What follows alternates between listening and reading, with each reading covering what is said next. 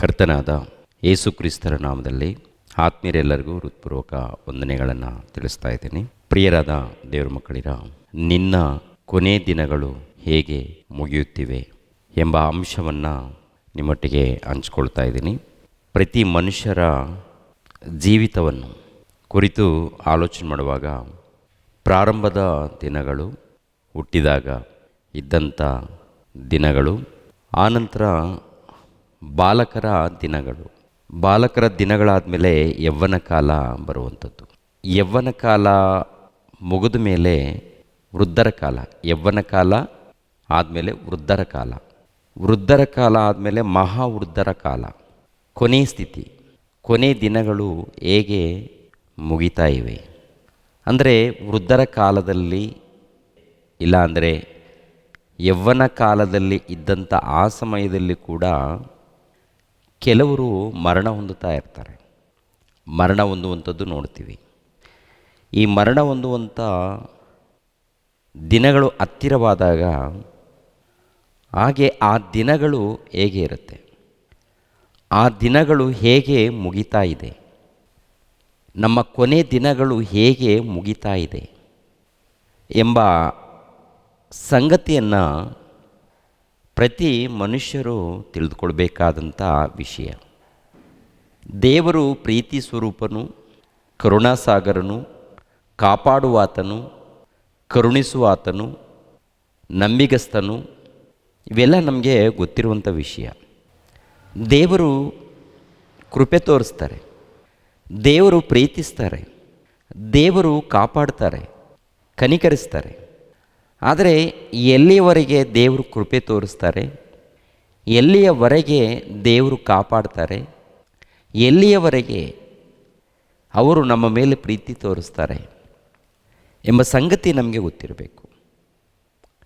ದೇವರು ರಕ್ಷಕನು, ದೇವರು ವಿಮೋಚಕನು, ದೇವರು ನಮ್ಮನ್ನು ಬಿಡುಗಡೆ ಮಾಡುವಾತನು, ನಮ್ಮ ಪಾಪಗಳನ್ನು ಕ್ಷಮಿಸುವಾತನು, ನಮ್ಮ ಕಷ್ಟಗಳನ್ನು ನೀಗಿಸುವಾತನು ಕೇಳ್ತಾ ಇರ್ತೀವಿ. ಆದರೆ ನಾವು ಭಕ್ತಿಯಲ್ಲಿ ಅಭಿವೃದ್ಧಿಯಾಗಬೇಕು, ದೇವರ ಜ್ಞಾನದಲ್ಲಿ ಅಭಿವೃದ್ಧಿಯಾಗಬೇಕು, ಆತ್ಮಿಕವಾಗಿ ನಾವೆಲ್ಲರೂ ಬೆಳಿಬೇಕು.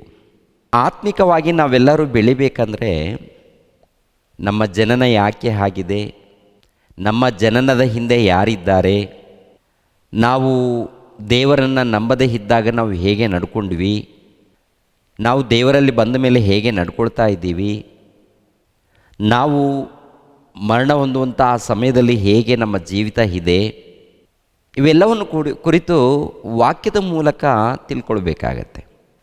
ನೋಡಿ, ಈ ಸಮಾಜದಲ್ಲಿ ಚಿಕ್ಕ ಮಕ್ಕಳು ಬಾಲಕರಾಗಿದ್ದಾಗ ಒಂದು ದಿನಗಳು ಹೋಗುತ್ತೆ. ಬಾಲಕರಾಗಿದ್ದಾಗ ಮನೆಯಲ್ಲಿ ಕಿರಿಕಿರಿಯಿಂದ ಒಂದು ರೀತಿಯಲ್ಲಿ ಸಂತೋಷ, ಕಿರಿಕಿರಿ, ಉಲ್ಲಾಸ ಯಾವುದೊಂದು ರೀತಿಯಲ್ಲಿ ನಡೆದೋಗುತ್ತೆ. ಕಲಿಯುವಂಥ ಅಂದರೆ ಶಾಲೆಗೆ ಹೋಗುವಂಥ ಕಾಲ, ಆಮೇಲೆ ಕಾಲೇಜಿಗೆ ಹೋಗುವಂಥ ಕಾಲ, ಕಲಿಯುವಂಥದ್ದು, ಆಟಗಳು ಪಾಠಗಳು, ಅನೇಕ ರೀತಿಯಲ್ಲಿ ಸಂತೋಷ ಒಂದು ರೀತಿಯಲ್ಲಿ ಕಳೆಯುತ್ತೆ ಜೀವನ. ಆ ಜೀವನದಲ್ಲಿ ಕೂಡ ನೋಡುವಾಗ ಒಂದು ಕಡೆ ಗಲಾಟೆಗಳಿರುತ್ತೆ, ಇನ್ನೊಂದು ಕಡೆ ಆಟಗಳಿರುತ್ತೆ, ಶಾಲೆಯಲ್ಲಿ, ಮನೆಯಲ್ಲಿ, ಹೊರಗಡೆ, ಸ್ನೇಹಿತರ ಮಧ್ಯದಲ್ಲಿ. ಈ ಚಿಕ್ಕ ಬಾಲಕರ ಕಾಲದಲ್ಲಿ ಇವೆಲ್ಲ ನೋಡ್ತೀವಿ ಪ್ರಿಯರೇ. ಒಂದು ರೀತಿಯಲ್ಲಿ ಆಟಗಳು ಪಾಠಗಳು ಸಂತೋಷಗಳು, ಮತ್ತೊಂದು ರೀತಿಯಲ್ಲಿ ಗಲಾಟೆಗಳು. ಯಾಕಂದರೆ ಚಿಕ್ಕ ಚಿಕ್ಕ ವಿಷಯದಲ್ಲಿ ಗಲಾಟೆಗಳು ನಡೆಯುತ್ತಲ್ಲ. ಶಾಲೆಯಲ್ಲಿ ಪೆನ್ನು ವಿಷಯದಲ್ಲಿ ಗಲಾಟೆಗಳು, ಬುಕ್ಸ್ಗಳ ವಿಷಯದಲ್ಲಿ ಗಲಾಟೆಗಳು, ಇನ್ನು ಚಿಕ್ಕ ಚಿಕ್ಕ ಯಾವುದೋ ಒಂದು ಚಿಕ್ಕ ಚಿಕ್ಕ ವಿಷಯಗಳನ್ನು ಕುರಿತು ಒಂದು ರೀತಿಯಲ್ಲಿ ಶಾಲೆಗಳಲ್ಲಿ ಕೂಡ ಗಲಾಟೆಗಳನ್ನು ಒಂದು ರೀತಿಯಲ್ಲಿ ನಡೀತಾ ಇರುತ್ತೆ, ಹೋಗ್ತಾ ಇರುತ್ತೆ. ಆಮೇಲೆ ಯುವಕರ ಕಾಲ ಬರುತ್ತೆ. ಯುವಕರ ಕಾಲ ಬಂದಾಗ ಒಂದು ಉದ್ಯೋಗ ಮಾಡುವಂಥದ್ದು, ಸಂಪಾದನೆ ಮಾಡಿಕೊಳ್ಳುವಂಥದ್ದು, ಕುಟುಂಬವನ್ನು ಪೋಷಣೆ ಮಾಡುವಂಥದ್ದು, ಇಲ್ಲಾಂದರೆ ಮದುವೆ ಮಾಡಿಕೊಳ್ಳುವಂಥದ್ದು, ಮಕ್ಕಳನ್ನು ಪಡೆಯುವಂಥದ್ದು, ಮಕ್ಕಳನ್ನು ಪಡೆದು ಬೆಳೆಸುವಂಥದ್ದು, ಹೀಗೆ ನಮ್ಮ ಜೀವನ ಬದಲಾಗ್ತಾ ಇರುತ್ತೆ. ಬಾಲ್ಯರ ದಿನದಿಂದ ಯುವಕರ ದಿನಗಳಿಗೆ ಬರ್ತೀವಿ. ಆ ಬಂದ ಮೇಲೆ ಒಂದು ಜವಾಬ್ದಾರಿಯನ್ನು ಪಡ್ಕೊಳ್ತೀವಿ. ಮನೆ ಜವಾಬ್ದಾರಿ, ಸಂಸಾರದ ಜವಾಬ್ದಾರಿ, ಕುಟುಂಬದ ಜವಾಬ್ದಾರಿ, ಇನ್ನು ಕೆಲಸದಲ್ಲಿ ಅಲ್ಲಿ ಉದ್ಯೋಗ ಮಾಡುವಂಥ ಸ್ಥಳದಲ್ಲಿ ಕೂಡ ಕೆಲವು ಜವಾಬ್ದಾರಿಗಳನ್ನು ಪಡ್ಕೊಳ್ತೀವಿ. ಅಲ್ಲಿ ನ್ಯಾಯ ಮಾಡಬೇಕು, ಉದ್ಯೋಗ ಮಾಡುವಂಥ ಸ್ಥಳದಲ್ಲಿ ನ್ಯಾಯ ಮಾಡಬೇಕು. ಅದೇ ಪ್ರಕಾರ ಮನೆಯಲ್ಲಿ, ಸ್ನೇಹಿತರ ಬಳಿಯಲ್ಲಿ, ಕುಟುಂಬದ ಬಳಿಯಲ್ಲಿ ಎಲ್ಲ ರೀತಿಯಲ್ಲಿ ನೋಡುವಾಗ ಒಂದು ರೀತಿಯಲ್ಲಿ ನ್ಯಾಯವಾಗಿ ಕಾಲವನ್ನು ಕಳಿಬೇಕು. ಒಂದು ಜವಾಬ್ದಾರಿ ಇರುತ್ತೆ. ಈ ಜವಾಬ್ದಾರಿಯನ್ನು ಪಡೆದುಕೊಂಡಿರುವಂಥ ನಾವು ಜೀವಿಸ್ತಿದ್ದೀವಿ, ಹೋಗ್ತಾ ಇದ್ದೀವಿ, ಬರ್ತಾ ಇದ್ದೀವಿ, ಬೆಳೀತಾ ಇದ್ದೀವಿ, ಸಂಪಾದನೆಯಲ್ಲಿ, ಉಲ್ಲಾಸದಲ್ಲಿ. ಈ ಲೋಕದಲ್ಲಿ ನೋಡುವಾಗ ಪ್ರಿಯರಾದ ಮಕ್ಕಳಿರ ಹೀಗೆ ಕಾಲ ಕಳೀತಾ ಇದೆ. ಅದರಲ್ಲಿ ಒಂದು ಕಡೆ ನೋಡುವಾಗ ಸಂತೋಷಗಳು, ಮತ್ತೊಂದು ಕಡೆ ನೋಡುವಾಗ ಗಲಾಟೆಗಳು, ಇನ್ನೊಂದು ಕಡೆ ನೋಡುವಾಗ ದುಃಖಗಳು. ಯಾವುದೇ ಕಾರಣ ಆಗಿರ್ಬೋದು, ಅನಾರೋಗ್ಯದ ಪರಿಸ್ಥಿತಿ ಆಗಿರ್ಬೋದು, ಇಲ್ಲ ಸಾಲದ ಸಮಸ್ಯೆ ಆಗಿರ್ಬೋದು, ಇಲ್ಲ ಗಂಡ ಹೆಂಡತಿ ಮಧ್ಯದಲ್ಲಿ ಗಲಾಟೆಗಳಾಗಿರ್ಬೋದು, ಮಕ್ಕಳ ಮಧ್ಯದಲ್ಲಿ ಗಲಾಟೆಗಳಾಗಿರ್ಬೋದು. ಒಟ್ಟಲ್ಲಿ ಈ ಜೀವಿತ ಕಾಲದಲ್ಲಿ ನೋಡುವಾಗ ಏರುಪೇರುಗಳು ಇವೆಲ್ಲ ಕೂಡ ನಡೀತಾ ಇರುತ್ತೆ. ಆಮೇಲೆ ಅದ್ರ ಜೊತೆಗೆ ಪ್ರೀತಿ, ಪ್ರೇಮ, ಸ್ನೇಹ, ಆನಂದ, ಸಂತೋಷಗಳು ಬರುವಂಥದ್ದು, ಹೋಗುವಂಥದ್ದು, ಕಳೆಯುವಂಥದ್ದು ಇವೆಲ್ಲ ಕೂಡ ನೋಡ್ತೀವಿ. ಆನಂತರ ವೃದ್ಧರ ಕಾಲ ಬರುತ್ತೆ. ವೃದ್ಧರ ಕಾಲ ಬಂದಾಗ BP, ಶುಗರು, ಇನ್ನು ಬೇರೆ ಬೇರೆ ಅನೇಕ ವ್ಯಾಧಿಗಳು ಜೊತೆ ಆಗ್ತವೆ. ಒಂದೇ ಹೆಜ್ಜೆ ಆಗಬೇಕಾದ್ರೆ ತಲೆ ಸುತ್ತುವಂಥ, ಇಲ್ಲಾಂದರೆ ಎಲ್ಲೋ ಒಂದು ಕಡೆ ಬಿದ್ದೋಗ್ತೀವಂತ ಒಂದು ರೀತಿಯಲ್ಲಿ ಭಯ, ಬಿದ್ದೋದ್ರೆ ಕೈ ಕಾಲುಗಳು ಮುರಿಯುವಂಥದ್ದು, ಆನಂತರ ಆಸ್ಪತ್ರೆ ಪಾಲಾಗುವಂಥದ್ದು. ಓಕೆ, ಇವೆಲ್ಲ ಕೂಡ ಪ್ರಿಯರಾದ ದೇವರ ಮಕ್ಕಳಿರ ನಮ್ಮ ಜೀವಿತದಲ್ಲಿ ನಾವು ನೋಡ್ತಾ ಇರ್ತೀವಿ ಪ್ರಿಯರೇ, ನಮ್ಮ ಬದುಕಿನಲ್ಲಿ. ಕೊನೆಯದಾಗಿ ಈ ಮರಣ ಎನ್ನುವಂಥದ್ದು ಬರುತ್ತೆ. ಸಾವು, ಮರಣ. ಈ ಮರಣ ಹೊಂದುವಂಥ ಆ ದಿನಗಳ ಹತ್ತಿರವಾದಾಗ ಆ ದಿನಗಳ ಒಂದು ಪರಿಸ್ಥಿತಿ ಹೇಗೆ ಇರುತ್ತೆ, ಆ ದಿನಗಳು ಹೇಗೆ ಕಳೀತಾ ಇದ್ದೀವಿ ಅಂದರೆ, ಬಾಲ್ಯ ದಿನದಲ್ಲಿ ಒಂದು ರೀತಿಯಲ್ಲಿ ಕಾಲವನ್ನು ಕಳೆದಿದ್ದೀವಿ, ಯವ್ವನ ಕಾಲದಲ್ಲಿ ಮತ್ತೊಂದು ರೀತಿಯಲ್ಲಿ ಕಾಲವನ್ನು ಕಳೆದಿದ್ದೀವಿ, ವೃದ್ಧರ ಕಾಲದಲ್ಲಿ ಬಂದಾಗ ಮತ್ತೊಂದು ರೀತಿಯಲ್ಲಿ ಕಾಲ, ಮರಣ ಹತ್ತಿರವಾದಾಗ ಇನ್ನೊಂದು ರೀತಿಯಲ್ಲಿ ಕಾಲವನ್ನು ಕಳೆಯುವಂಥದ್ದು. ಒಟ್ಟಿನಲ್ಲಿ ಚಿಕ್ಕ ಮಕ್ಕಳು ಮೊದಲುಗೊಂಡು ವೃದ್ಧರ ತನಕ ಜೀವಿಸುವಂಥ ಈ ಒಂದು ಜೀವಿತದಲ್ಲಿ ಪರಿಶೋಧನೆ ಮಾಡುವಾಗ ಯಾವುದೊಂದು ಕೋರಿಕೆ ಇಟ್ಟುಕೊಂಡು, ಆಸೆಗಳನ್ನು ಇಟ್ಟುಕೊಂಡು ನಾವು ಬದುಕ್ತಾ ಇರ್ತೀವಿ ಪ್ರಿಯರೇ. ಚಿಕ್ಕ ಮಕ್ಕಳಿಗಿದ್ದಾಗ ಅವು ಯಾವುದೋ ಒಂದು ಆಸೆಗಳು, ಕೋರಿಕೆಗಳಿದೆ. ಯವ್ವನ ಕಾಲದಲ್ಲಿ ಬಂದಾಗ ಇನ್ನೂ ಅನೇಕ ಕೋರಿಕೆಗಳು ಬೆಳೆಯುತ್ತೆ. ಆನಂತರ ವೃದ್ಧರ ಕಾಲ ಬಂದಾಗ ಅವಳು ಕೂಡ ಅನೇಕ ಕೋರಿಕೆಗಳಲ್ಲಿ ಇರ್ತೀವಿ. ಕೋರಿಕೆಗಳಂದರೆ ಮನೆಯಲ್ಲಿ ಸಂಸಾರದ ಒಂದು ಚಿಂತೆ, ಆಮೇಲೆ ಮಕ್ಕಳನ್ನು ನೋಡಿಕೊಳ್ಬೇಕು, ಮಕ್ಕಳನ್ನು ಉದ್ಧಾರ ಮಾಡಬೇಕು, ಮಕ್ಕಳನ್ನು ಒಳ್ಳೆ ರೀತಿಯಿಂದ ನೋಡಿಕೊಳ್ಬೇಕು, ಮದುವೆ ಮಾಡಿಕೊಳ್ಬೇಕು, ಇನ್ನು ಯಾವುದೇದೋ ಇರುತ್ತಲ್ವ ಪ್ರಿಯರೇ ಕುಟುಂಬ ಅಂದಮೇಲೆ. ಕೊನೆಯದಾಗಿ ಸಾಯುವಂಥ ಪರಿಸ್ಥಿತಿ ಬಂದಾಗ, ಮರಣ ಹೊಂದುವಂಥ ಪರಿಸ್ಥಿತಿ ಬಂದಾಗ ಆ ದಿನಗಳು ನೋಡುವಾಗ ಒಂಟಿ ಜೀವನ ಕಳೀಬೇಕಾಗತ್ತೆ. ಬಂಧು ಮಿತ್ರರು ಇದ್ದರು, ಸ್ನೇಹಿತರು ಇದ್ದರು, ಮಕ್ಕಳು ಇದ್ದರು, ಯಾರಿದ್ದರೂ ಕೂಡ ಆ ಮರಣ ಹೊಂದುವಂಥ ಆ ಸಮಯದಲ್ಲಿ ನೀನು ಪಡುವಂಥ ವೇದನೆ, ನೀನು ಪಡುವಂಥ ಬಾಧೆ, ನೀನು ಪಡುವಂಥ ಒಂದು ನೋವು ಇದೆಯಲ್ಲ, ಯಾರಿಗೆ ಹೇಳ್ಕೊಡ್ತೀರಾ?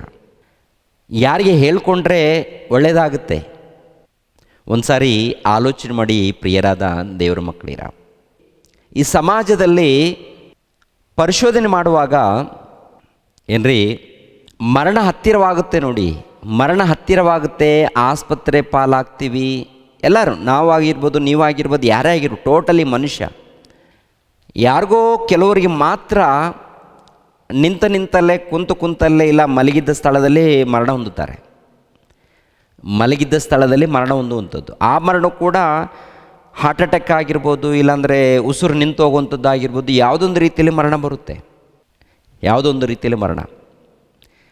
ಕೆಲವು ಕಡೆ ನೋಡುವಾಗ ಈ ವಾರ್ತೆಗಳಲ್ಲಿ ನೋಡ್ತಾ ಇರ್ತೀವಿ, ಮೀಡಿಯಾದಲ್ಲಿ, ಸೋಷಲ್ ಮೀಡಿಯಾ ಆಗಿರ್ಬೋದು, ಇಲ್ಲಾಂದರೆ ಸಮಾಜದಲ್ಲಿ ಅನೇಕ ಮಾಧ್ಯಮದವರು ಇದ್ದಾರಲ್ವ, ಈ ಮಾಧ್ಯಮದವ್ರ ಮೂಲಕ ಅನೇಕ ವಿಷಯಗಳನ್ನು ತಿಳ್ಕೊಳ್ತಾ ಇರ್ತೀವಿ. ಟೋಟಲ್ ಪ್ರಪಂಚದಲ್ಲಿ ಯಾವ ಯಾವ ಮೂಲೆಯಲ್ಲಿ ಏನೇನು ನಡೀತಾ ಇದೆಯೋ ಎಲ್ಲವನ್ನು ಕೂಡ ತಿಳ್ಕೊಳ್ತಾ ಇರ್ತೀವಿ.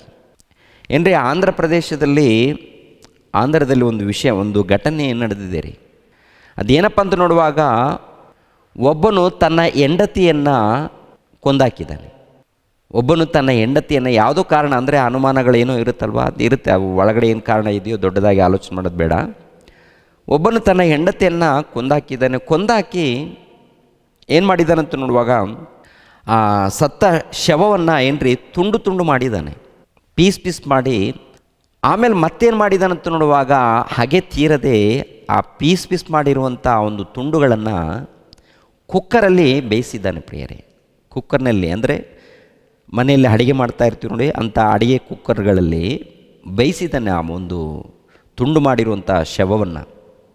ಹೆಂಡತಿಯನ್ನು ಸಾಯಿಸುವಂಥದ್ದು ಒಂದು ಭಯಂಕರವಾದಂಥ ದ್ವೇಷ. ಅದು ಕೊಂದ ಮೇಲೆ ಆ ಒಂದು ಹೆಣವನ್ನು ತುಂಡು ತುಂಡು ಮಾಡಿ ಮತ್ತೆ ಕುಕ್ಕರ್ನಲ್ಲಿ ಬೇಯಿಸುವಂಥದ್ದು ಏನದು ಅಂದರೆ ಅವನು ಎಂಥ ಕ್ರೂರನಾಗಿರ್ಬೋದು. ಅವ್ರ ಮಧ್ಯದಲ್ಲಿ ಏನು ನಡೆದಿದೆಯೋ ಗೊತ್ತಿಲ್ಲ ರೀ. ನಿಜವಾಗ್ಲೂ ಹೊರಗಡೆ ತೋರಿಸುವಂಥದ್ದು ಅದು ಏನಿರುತ್ತೋ ಒಂದು ರೀತಿಯಲ್ಲಿ ಯಾವುದೊಂದು ಕಾರಣ ತೋರಿಸ್ತಾರೆ, ಆದರೆ ಒಳಗಡೆ ನಡೆದಿರುವಂಥದ್ದು ಅವರಿಗೇನೆ ಗೊತ್ತಿರುತ್ತೆ. ಆದರೆ ಎಂಥ ಕ್ರೂರತ್ವ ಅಂದರೆ ಈ ಸಮಾಜದಲ್ಲಿ ಇನ್ನೊಬ್ಬರನ್ನ ಕೊಂದಾಕುವಂಥ ಅಧಿಕಾರ ಮನುಷ್ಯನಿಗಿಲ್ಲ.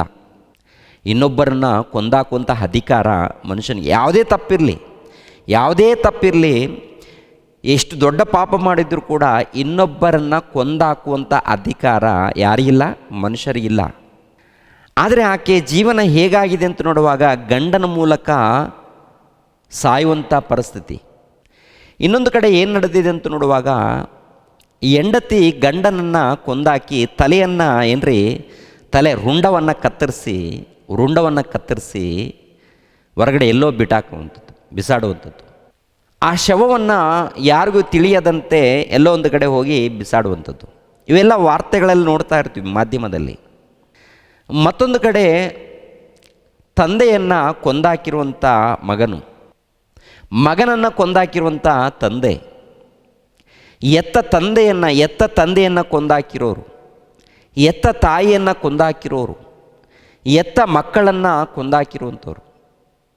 ಇವೆಲ್ಲ ಕೂಡ ಈ ಒಂದು ಘಟನೆಗಳು ಮಾನವರ ಮಧ್ಯದಲ್ಲಿ ಅಲ್ಲಲ್ಲಿ ನಡೀತಾ ಇದೆ. ಅಂದರೆ ಇವರೆಲ್ಲರಿಗೂ ಏನು ಅರ್ಥ ಆಗಿದೆ? ಜೀವಿತ ಪರಮಾರ್ಥ ಏನಾದರೂ ಅರ್ಥ ಆಗಿದೆಯಾ? ದೇವರ ಕಷ್ಟ ಏನಾದರೂ ಅರ್ಥ ಆಗಿದೆಯಾ? ನಮ್ಮ ಕ್ರೈಸ್ತರಿಗೆ ಏನು ಗೊತ್ತು ಅಂತ ನೋಡುವಾಗ ಯೇಸು ಕ್ರಿಸ್ತರು ರಕ್ಷಕನು, ಯೇಸು ಕ್ರಿಸ್ತರು ಪ್ರೀತಿ ಸ್ವರೂಪನು, ಕರುಣಸಾಗರನು, ಅಲ್ಲೇಲೂಯ, ದೇವರು ಸ್ತೋತ್ರವಾಗಲಿ, ಜಯವಾಗಲಿ.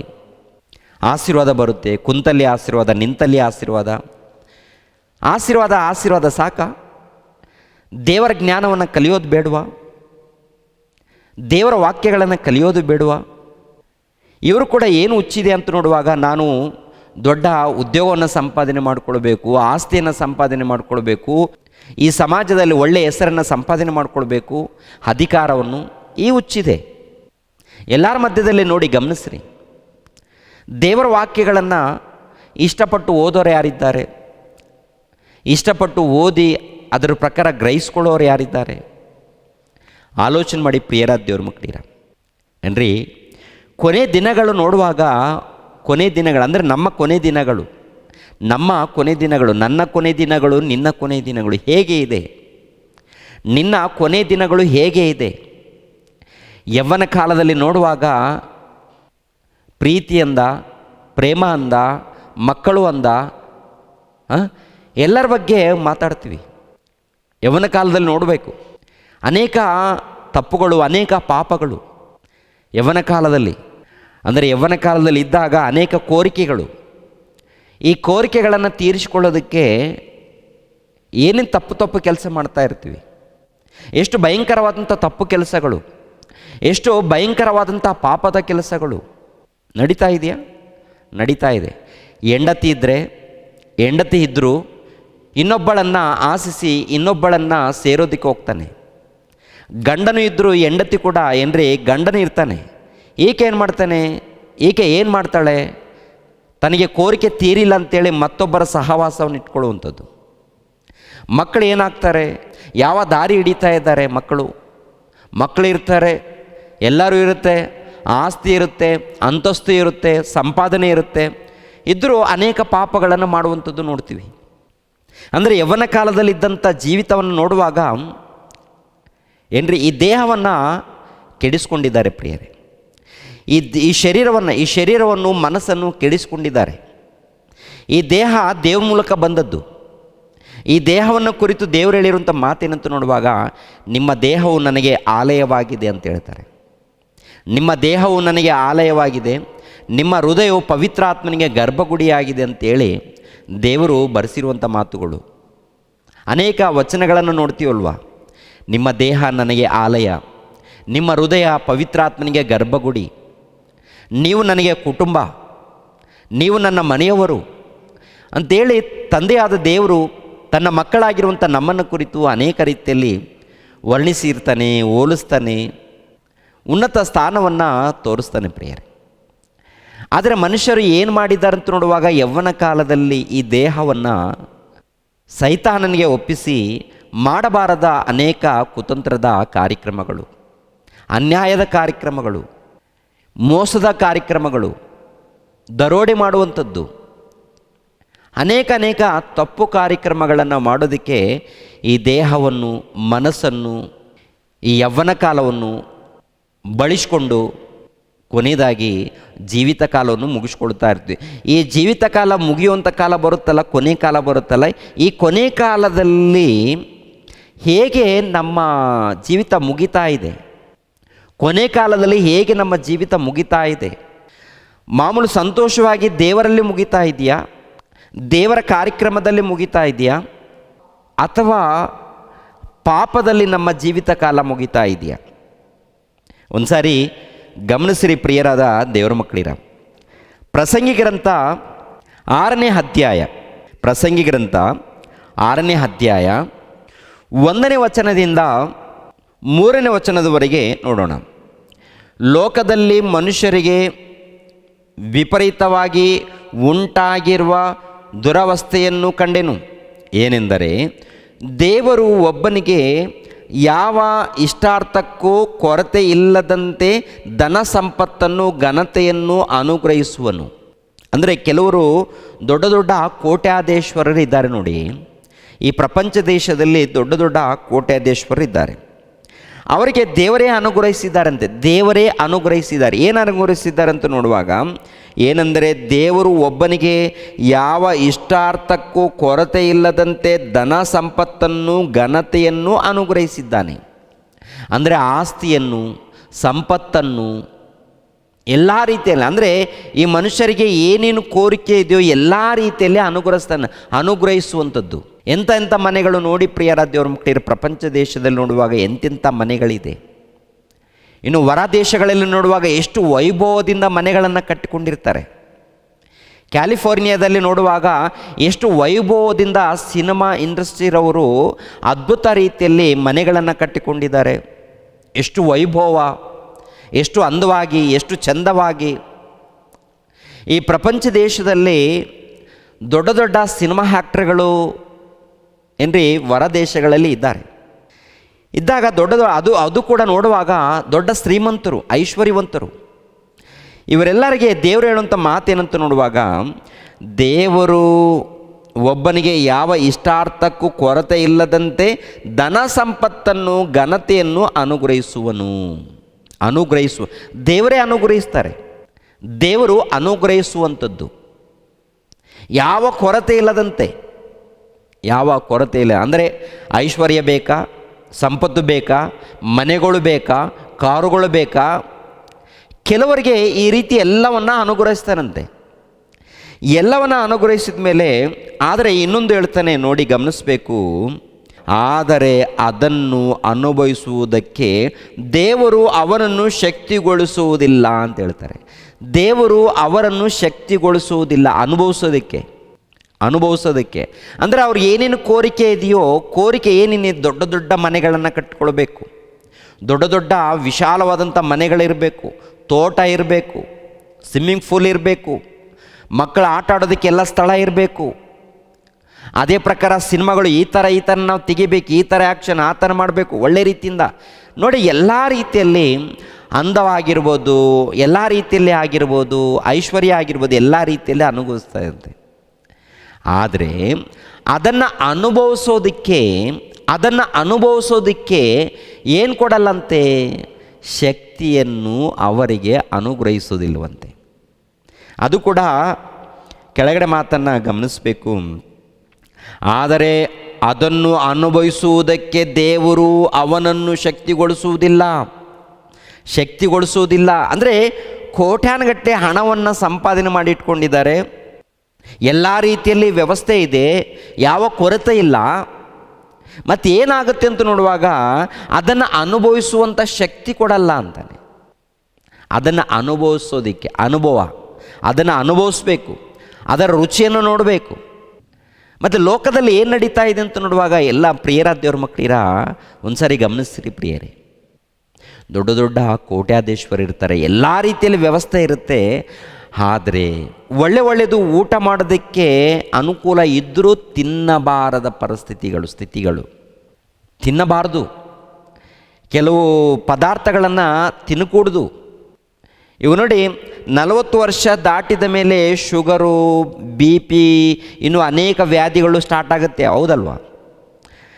ಈ ವ್ಯಾಧಿ ಬಂದರೆ ಇಂಥದ್ದು ತಿನ್ನಬಾರ್ದು, ಇಂಥ ವ್ಯಾಧಿ ಬಂದರೆ ಇಂಥದ್ದು ತಿನ್ನಬಾರ್ದು. ರುಚಿ ಪದಾರ್ಥಗಳನ್ನು ತಿನ್ನಕೂಡ್ದು ಅಂತಾರೆ. ಮತ್ತೇನು ತಿನ್ನಬೇಕು?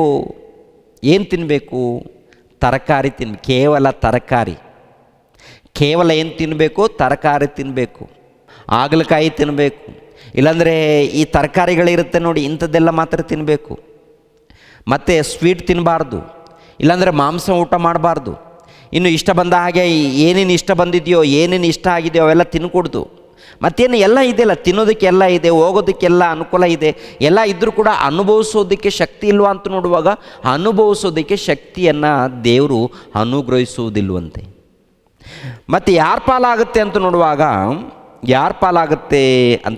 ದೊಡ್ಡ ದೊಡ್ಡ ಐಶ್ವರ್ಯವಂತರು ಅವರು ಸಂಪಾದನೆ ಮಾಡಿಟ್ಟಿರುವಂಥದ್ದು ದೇವರ ಸೇವೆ ನಿಮಿತ್ತವಾಗಿ ಬಳಸಿಕೊಳ್ಳದೆ, ದೇವ್ರಿಗೋಸ್ಕರ ಕೊಡದೆ, ದೇವ್ರಿಗೋಸ್ಕರ ತ್ಯಾಗ ಮಾಡದೆ ಕೂಡಿಟ್ಟವರ ಗತಿ ಏನಾಗುತ್ತೆ ಅಂತ ನೋಡುವಾಗ ಇಲ್ಲಿ ಹೇಳ್ತಾರೆ ನೋಡಿ, ಆದರೆ ಅದನ್ನು ಅನುಭವಿಸುವುದಕ್ಕೆ ದೇವರು ಅವನನ್ನು ಶಕ್ತಿಗೊಳಿಸುವುದಿಲ್ಲ, ಅದನ್ನು ಮತ್ತೊಬ್ಬನು ಅನುಭವಿಸುವನು.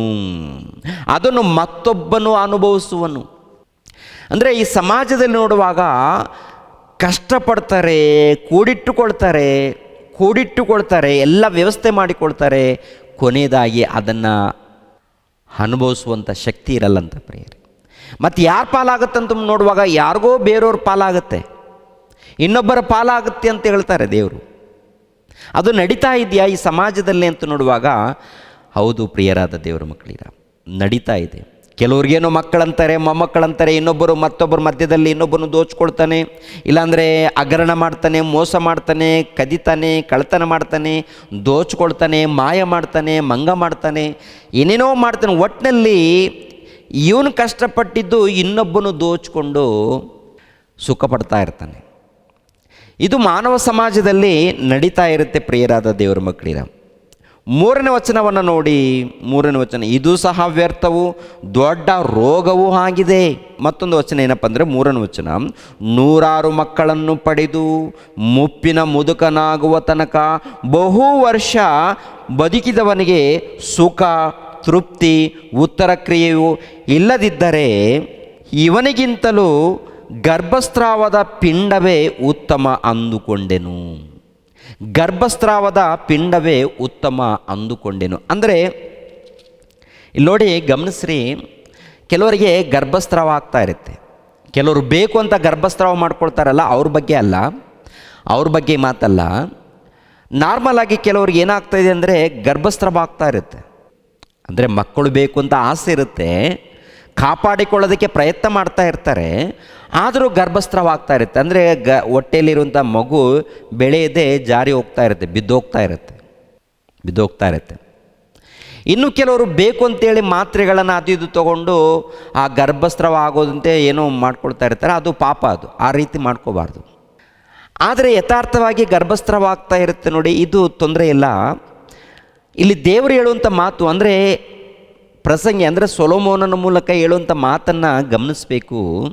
ಪವಿತ್ರಾತ್ಮನ ಪ್ರೇರಣೆಯಿಂದ ಹೇಳುವಂಥ ಮಾತನ್ನು ಪ್ರಿಯರಾದ ದೇವರ ಮಕ್ಕಳಿರ ನೋಡಿ, 100 ಮಕ್ಕಳನ್ನು ಪಡೆದು ಮುಪ್ಪಿನ ಮುದುಕನಾಗುವ ತನಕ ಬಹು ವರ್ಷ ಬದುಕಿದವನಿಗೆ ಸುಖ, ತೃಪ್ತಿಯು ಉತ್ತರ ಕ್ರಿಯೆಯೂ ಇಲ್ಲದಿದ್ದರೆ ಇವನಿಗಿಂತಲೂ ಗರ್ಭಸ್ರಾವದ ಪಿಂಡದ ಗತಿಯೇ ಮೇಲಾಗಿತ್ತು, ಒಳ್ಳೆಯದು, ಉತ್ತಮವಾದದ್ದು ಅಂತ ಹೇಳ್ತಾರೆ ಪ್ರಿಯರು. ಏನಿದರ ಅರ್ಥ ಅಂತ ನೋಡುವಾಗ, ಈ ಲೋಕದಲ್ಲಿ ನೋಡಿ ನೂರಾರು ಮಂದಿ ಅಂದರೆ ಅನೇಕ ಮಂದಿ ಮಕ್ಕಳನ್ನು ಪಡಿತಾರೆ. ಅನೇಕ ಮಂದಿ ಮಕ್ಕಳಂದರೆ ಒಂದು 10 ಮಂದಿ 15 ಮಂದಿ ಇಂಥ ಮಕ್ಕಳನ್ನು ಪಡೆದವರು ಇರ್ತಾರೆ. ಆನಂತರ ಮೊಮ್ಮಕ್ಕಳು ಇರ್ತಾರೆ. ಟೋಟಲಿ ಏನಪ್ಪ ಅಂದರೆ ಅವ್ರ ಕುಟುಂಬ ಸುಮಾರು 100 ಜನ ಆಗ್ತಾರೆ.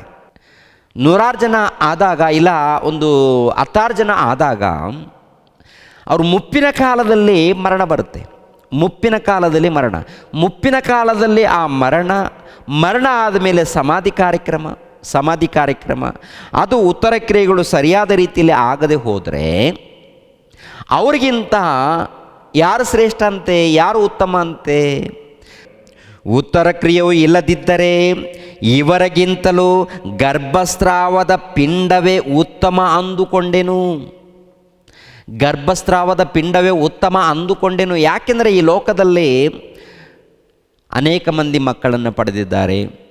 ಅನೇಕ ಮಂದಿ ಮಕ್ಕಳನ್ನು ಪಡೆದು ಆ ಮಕ್ಕಳಿಗೆ ಒಳ್ಳೆಯದನ್ನು ಕೆಟ್ಟದನ್ನು ಎಲ್ಲ ವ್ಯವಸ್ಥೆಯನ್ನು ಮಾಡಿಕೊಟ್ಟಿದ್ದಾರೆ. ಎಲ್ಲ ವ್ಯವಸ್ಥೆಯನ್ನು ಮಾಡಿ ಕೊನೆ ಕಾಲದಲ್ಲಿ ಮರಣ ಹೊಂದುವಂತಹ ಕಾಲ ಬಂದಾಗ ಏನ್ರಿ, ಮರಣದ ಕಾಲ, ಮುಕ್ತಾಯದ ಕಾಲ, ಕೊನೆ ಕಾಲ. ಈ ಕೊನೆ ಕಾಲ ಬಂದಾಗ ಹೇಗಾಗಬೇಕಂತೆ, ಹೇಗೆ ನಡಿಬೇಕಂತ ಹೇಳ್ತಾರೆ, ಹೇಗೆ ಮುಗಿಬೇಕು ಅವ್ರ ಕೊನೆ ಕಾಲ ಏನ್ರಿ? ಸುಖದಿಂದ ತೃಪ್ತಿಯಿಂದ ಉತ್ತರ ಕ್ರಿಯೆ ಆಗಬೇಕಂತೆ. ಸುಖ ಇರಬೇಕು, ತೃಪ್ತಿ ಇರಬೇಕು. ಏನು ಸುಖ, ಏನು ತೃಪ್ತಿ ಅಂದರೆ ಈ ಲೋಕದಲ್ಲಿ ಪ್ರಿಯರಾದ ದೇವ್ರ ಮಕ್ಕಳಿಗೆ ಸುಖ ಅಂದರೆ ಏನು? ಈ ಲೋಕದಲ್ಲಿ ಸುಖ ಅನ್ನೋದೇನು? ತೃಪ್ತಿ ಅಂದ್ರೇನು? ತೃಪ್ತಿಯಾಗಿದ್ದೀನಿ, ಸುಖವಾಗಿದ್ದೀನಿ ಅಂದರೆ ಈ ಲೋಕದಲ್ಲಿ ಊಟ ಮಾಡೋದರಿಂದ ಸುಖ ಇದೆಯಾ? ಗಂಡ ಹೆಂಡತಿ ಮಧ್ಯದಲ್ಲಿ ಸುಖ ಇದೆಯಾ? ಪ್ರಿಯರಾದ ದೇವ್ರ ಮಕ್ಕಳಿರ, ಈ ಲೋಕದಲ್ಲಿ ತಾತ್ಕಾಲಿಕವಾದಂಥ ಸುಖ ರೀ. ಏನೋ 5 ನಿಮಿಷ 10 ನಿಮಿಷ ಸುಖ, ತಾತ್ಕಾಲಿಕವಾದಂಥ ತೃಪ್ತಿ ಏನ್ರಿ? ತಾತ್ಕಾಲಿಕವಾದಂಥ ತೃಪ್ತಿ, ತಾತ್ಕಾಲಿಕವಾದಂಥ ಸುಖ, ಚಿಕ್ಕ ಸುಖ ಇದು. ಗಂಡ ಹೆಂಡತಿ ಮಧ್ಯದಲ್ಲಿರುವಂಥ ಸುಖ ಇದೆಯಲ್ಲ ಚಿಕ್ಕದು. ಅದೇ ಪ್ರಕಾರ ಊಟ ಮಾಡುವಂಥ ಸಮಯದಲ್ಲಿ ಇದ್ದಂಥ ಸುಖ ಇದೆಯಲ್ಲ ಅದು ಕೂಡ ಚಿಕ್ಕದು. ಇವೆಲ್ಲ ನೋಡುವಾಗ ತಾತ್ಕಾಲಿಕವಾದಂಥ ಸುಖ, ತಾತ್ಕಾಲಿಕವಾದಂಥ ತೃಪ್ತಿ. ಆದರೆ ಇಲ್ಲಿ ನೋಡುವಾಗ ಏನ್ರಿ, ನಿಜವಾದ ಸುಖ ಅದು ಎಲ್ಲಿ ಸಿಗುತ್ತೆ, ಯಾರಲ್ಲಿ ಸಿಗುತ್ತೆ ಅಂತ ನೋಡುವಾಗ ದೇವರ ಸಹವಾಸದಲ್ಲಿ ಇದ್ದಾಗ ಆ ಸುಖ ಸಿಗುತ್ತೆ ರೀ. ದೇವರ ಅನ್ಯೋನ್ಯತೆ ಸಹವಾಸ. ಭೌತಿಕವಾಗಿ ಶ್ರಮೆಗಳು, ಶೋಧನೆಗಳು, ಹಿಂಸೆಗಳಿರುತ್ತೆ. ನಿಜವಾಗಲೂ ಯೇಸು ಕ್ರಿಸ್ತರನ್ನು ಧರಿಸಿಕೊಂಡಾಗ, ನಿಜವಾಗಲೂ ಪವಿತ್ರಾತ್ಮನನ್ನು ಧರಿಸಿಕೊಂಡಾಗ, ನಿಜವಾಗಲೂ ತಂದೆಯಾದ ದೇವರಿಗೆ ಸ್ಥಾನ ಕೊಟ್ಟಾಗ ಏನ್ರಿ, ಆ ಸುಖ ಸಂತೋಷ ಇದೆಯಲ್ಲ, ಅದು ಬಹಳ ಅದ್ಭುತವಾದದ್ದು.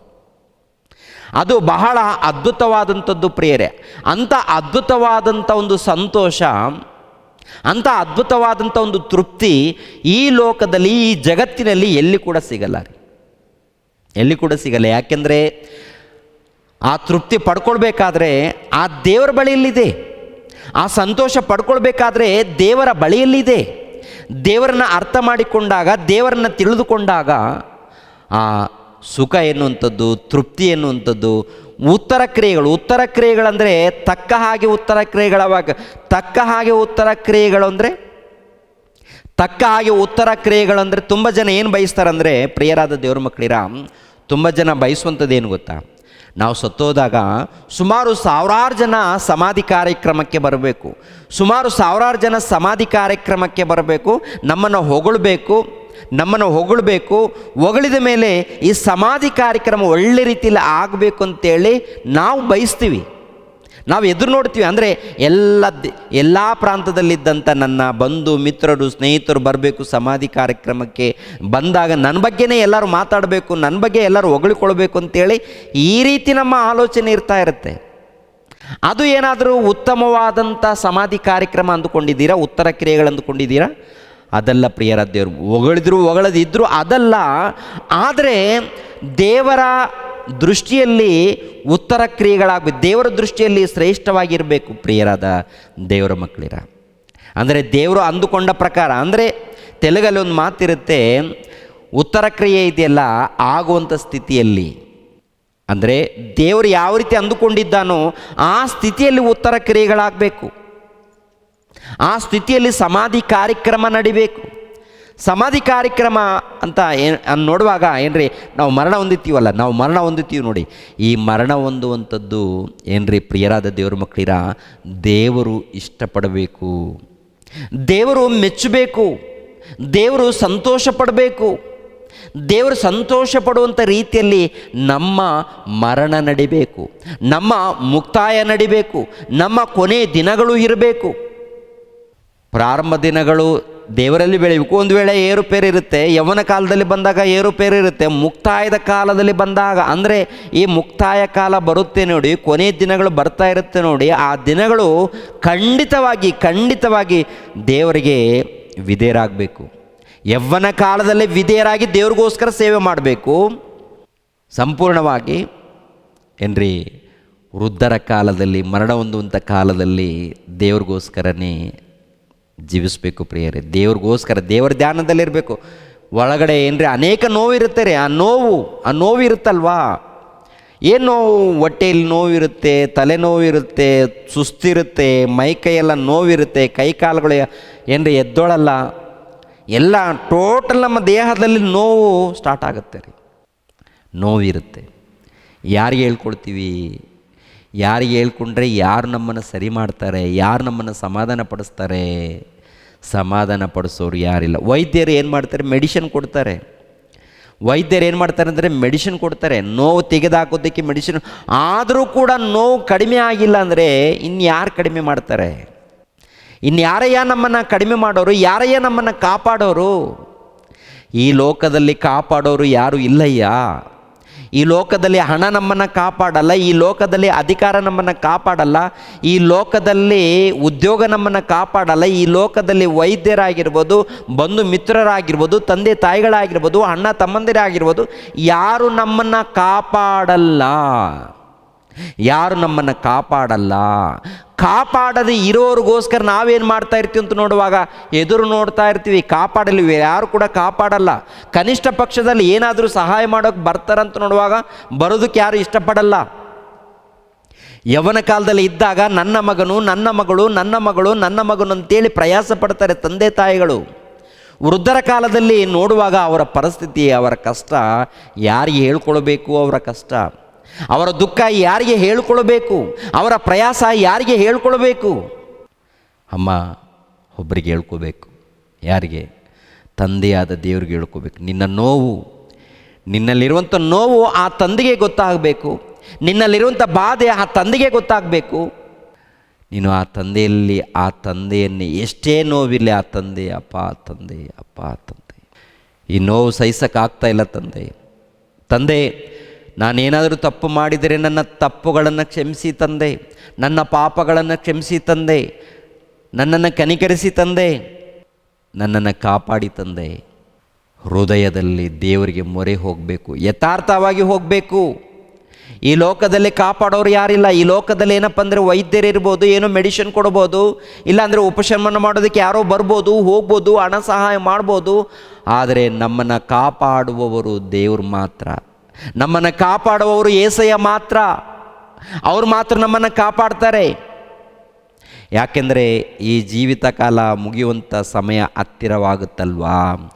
ಈ ಜೀವಿತ ಕಾಲ ಮುಗಿಯುವಂಥ ಸಮಯ ಹತ್ತಿರವಾದಾಗ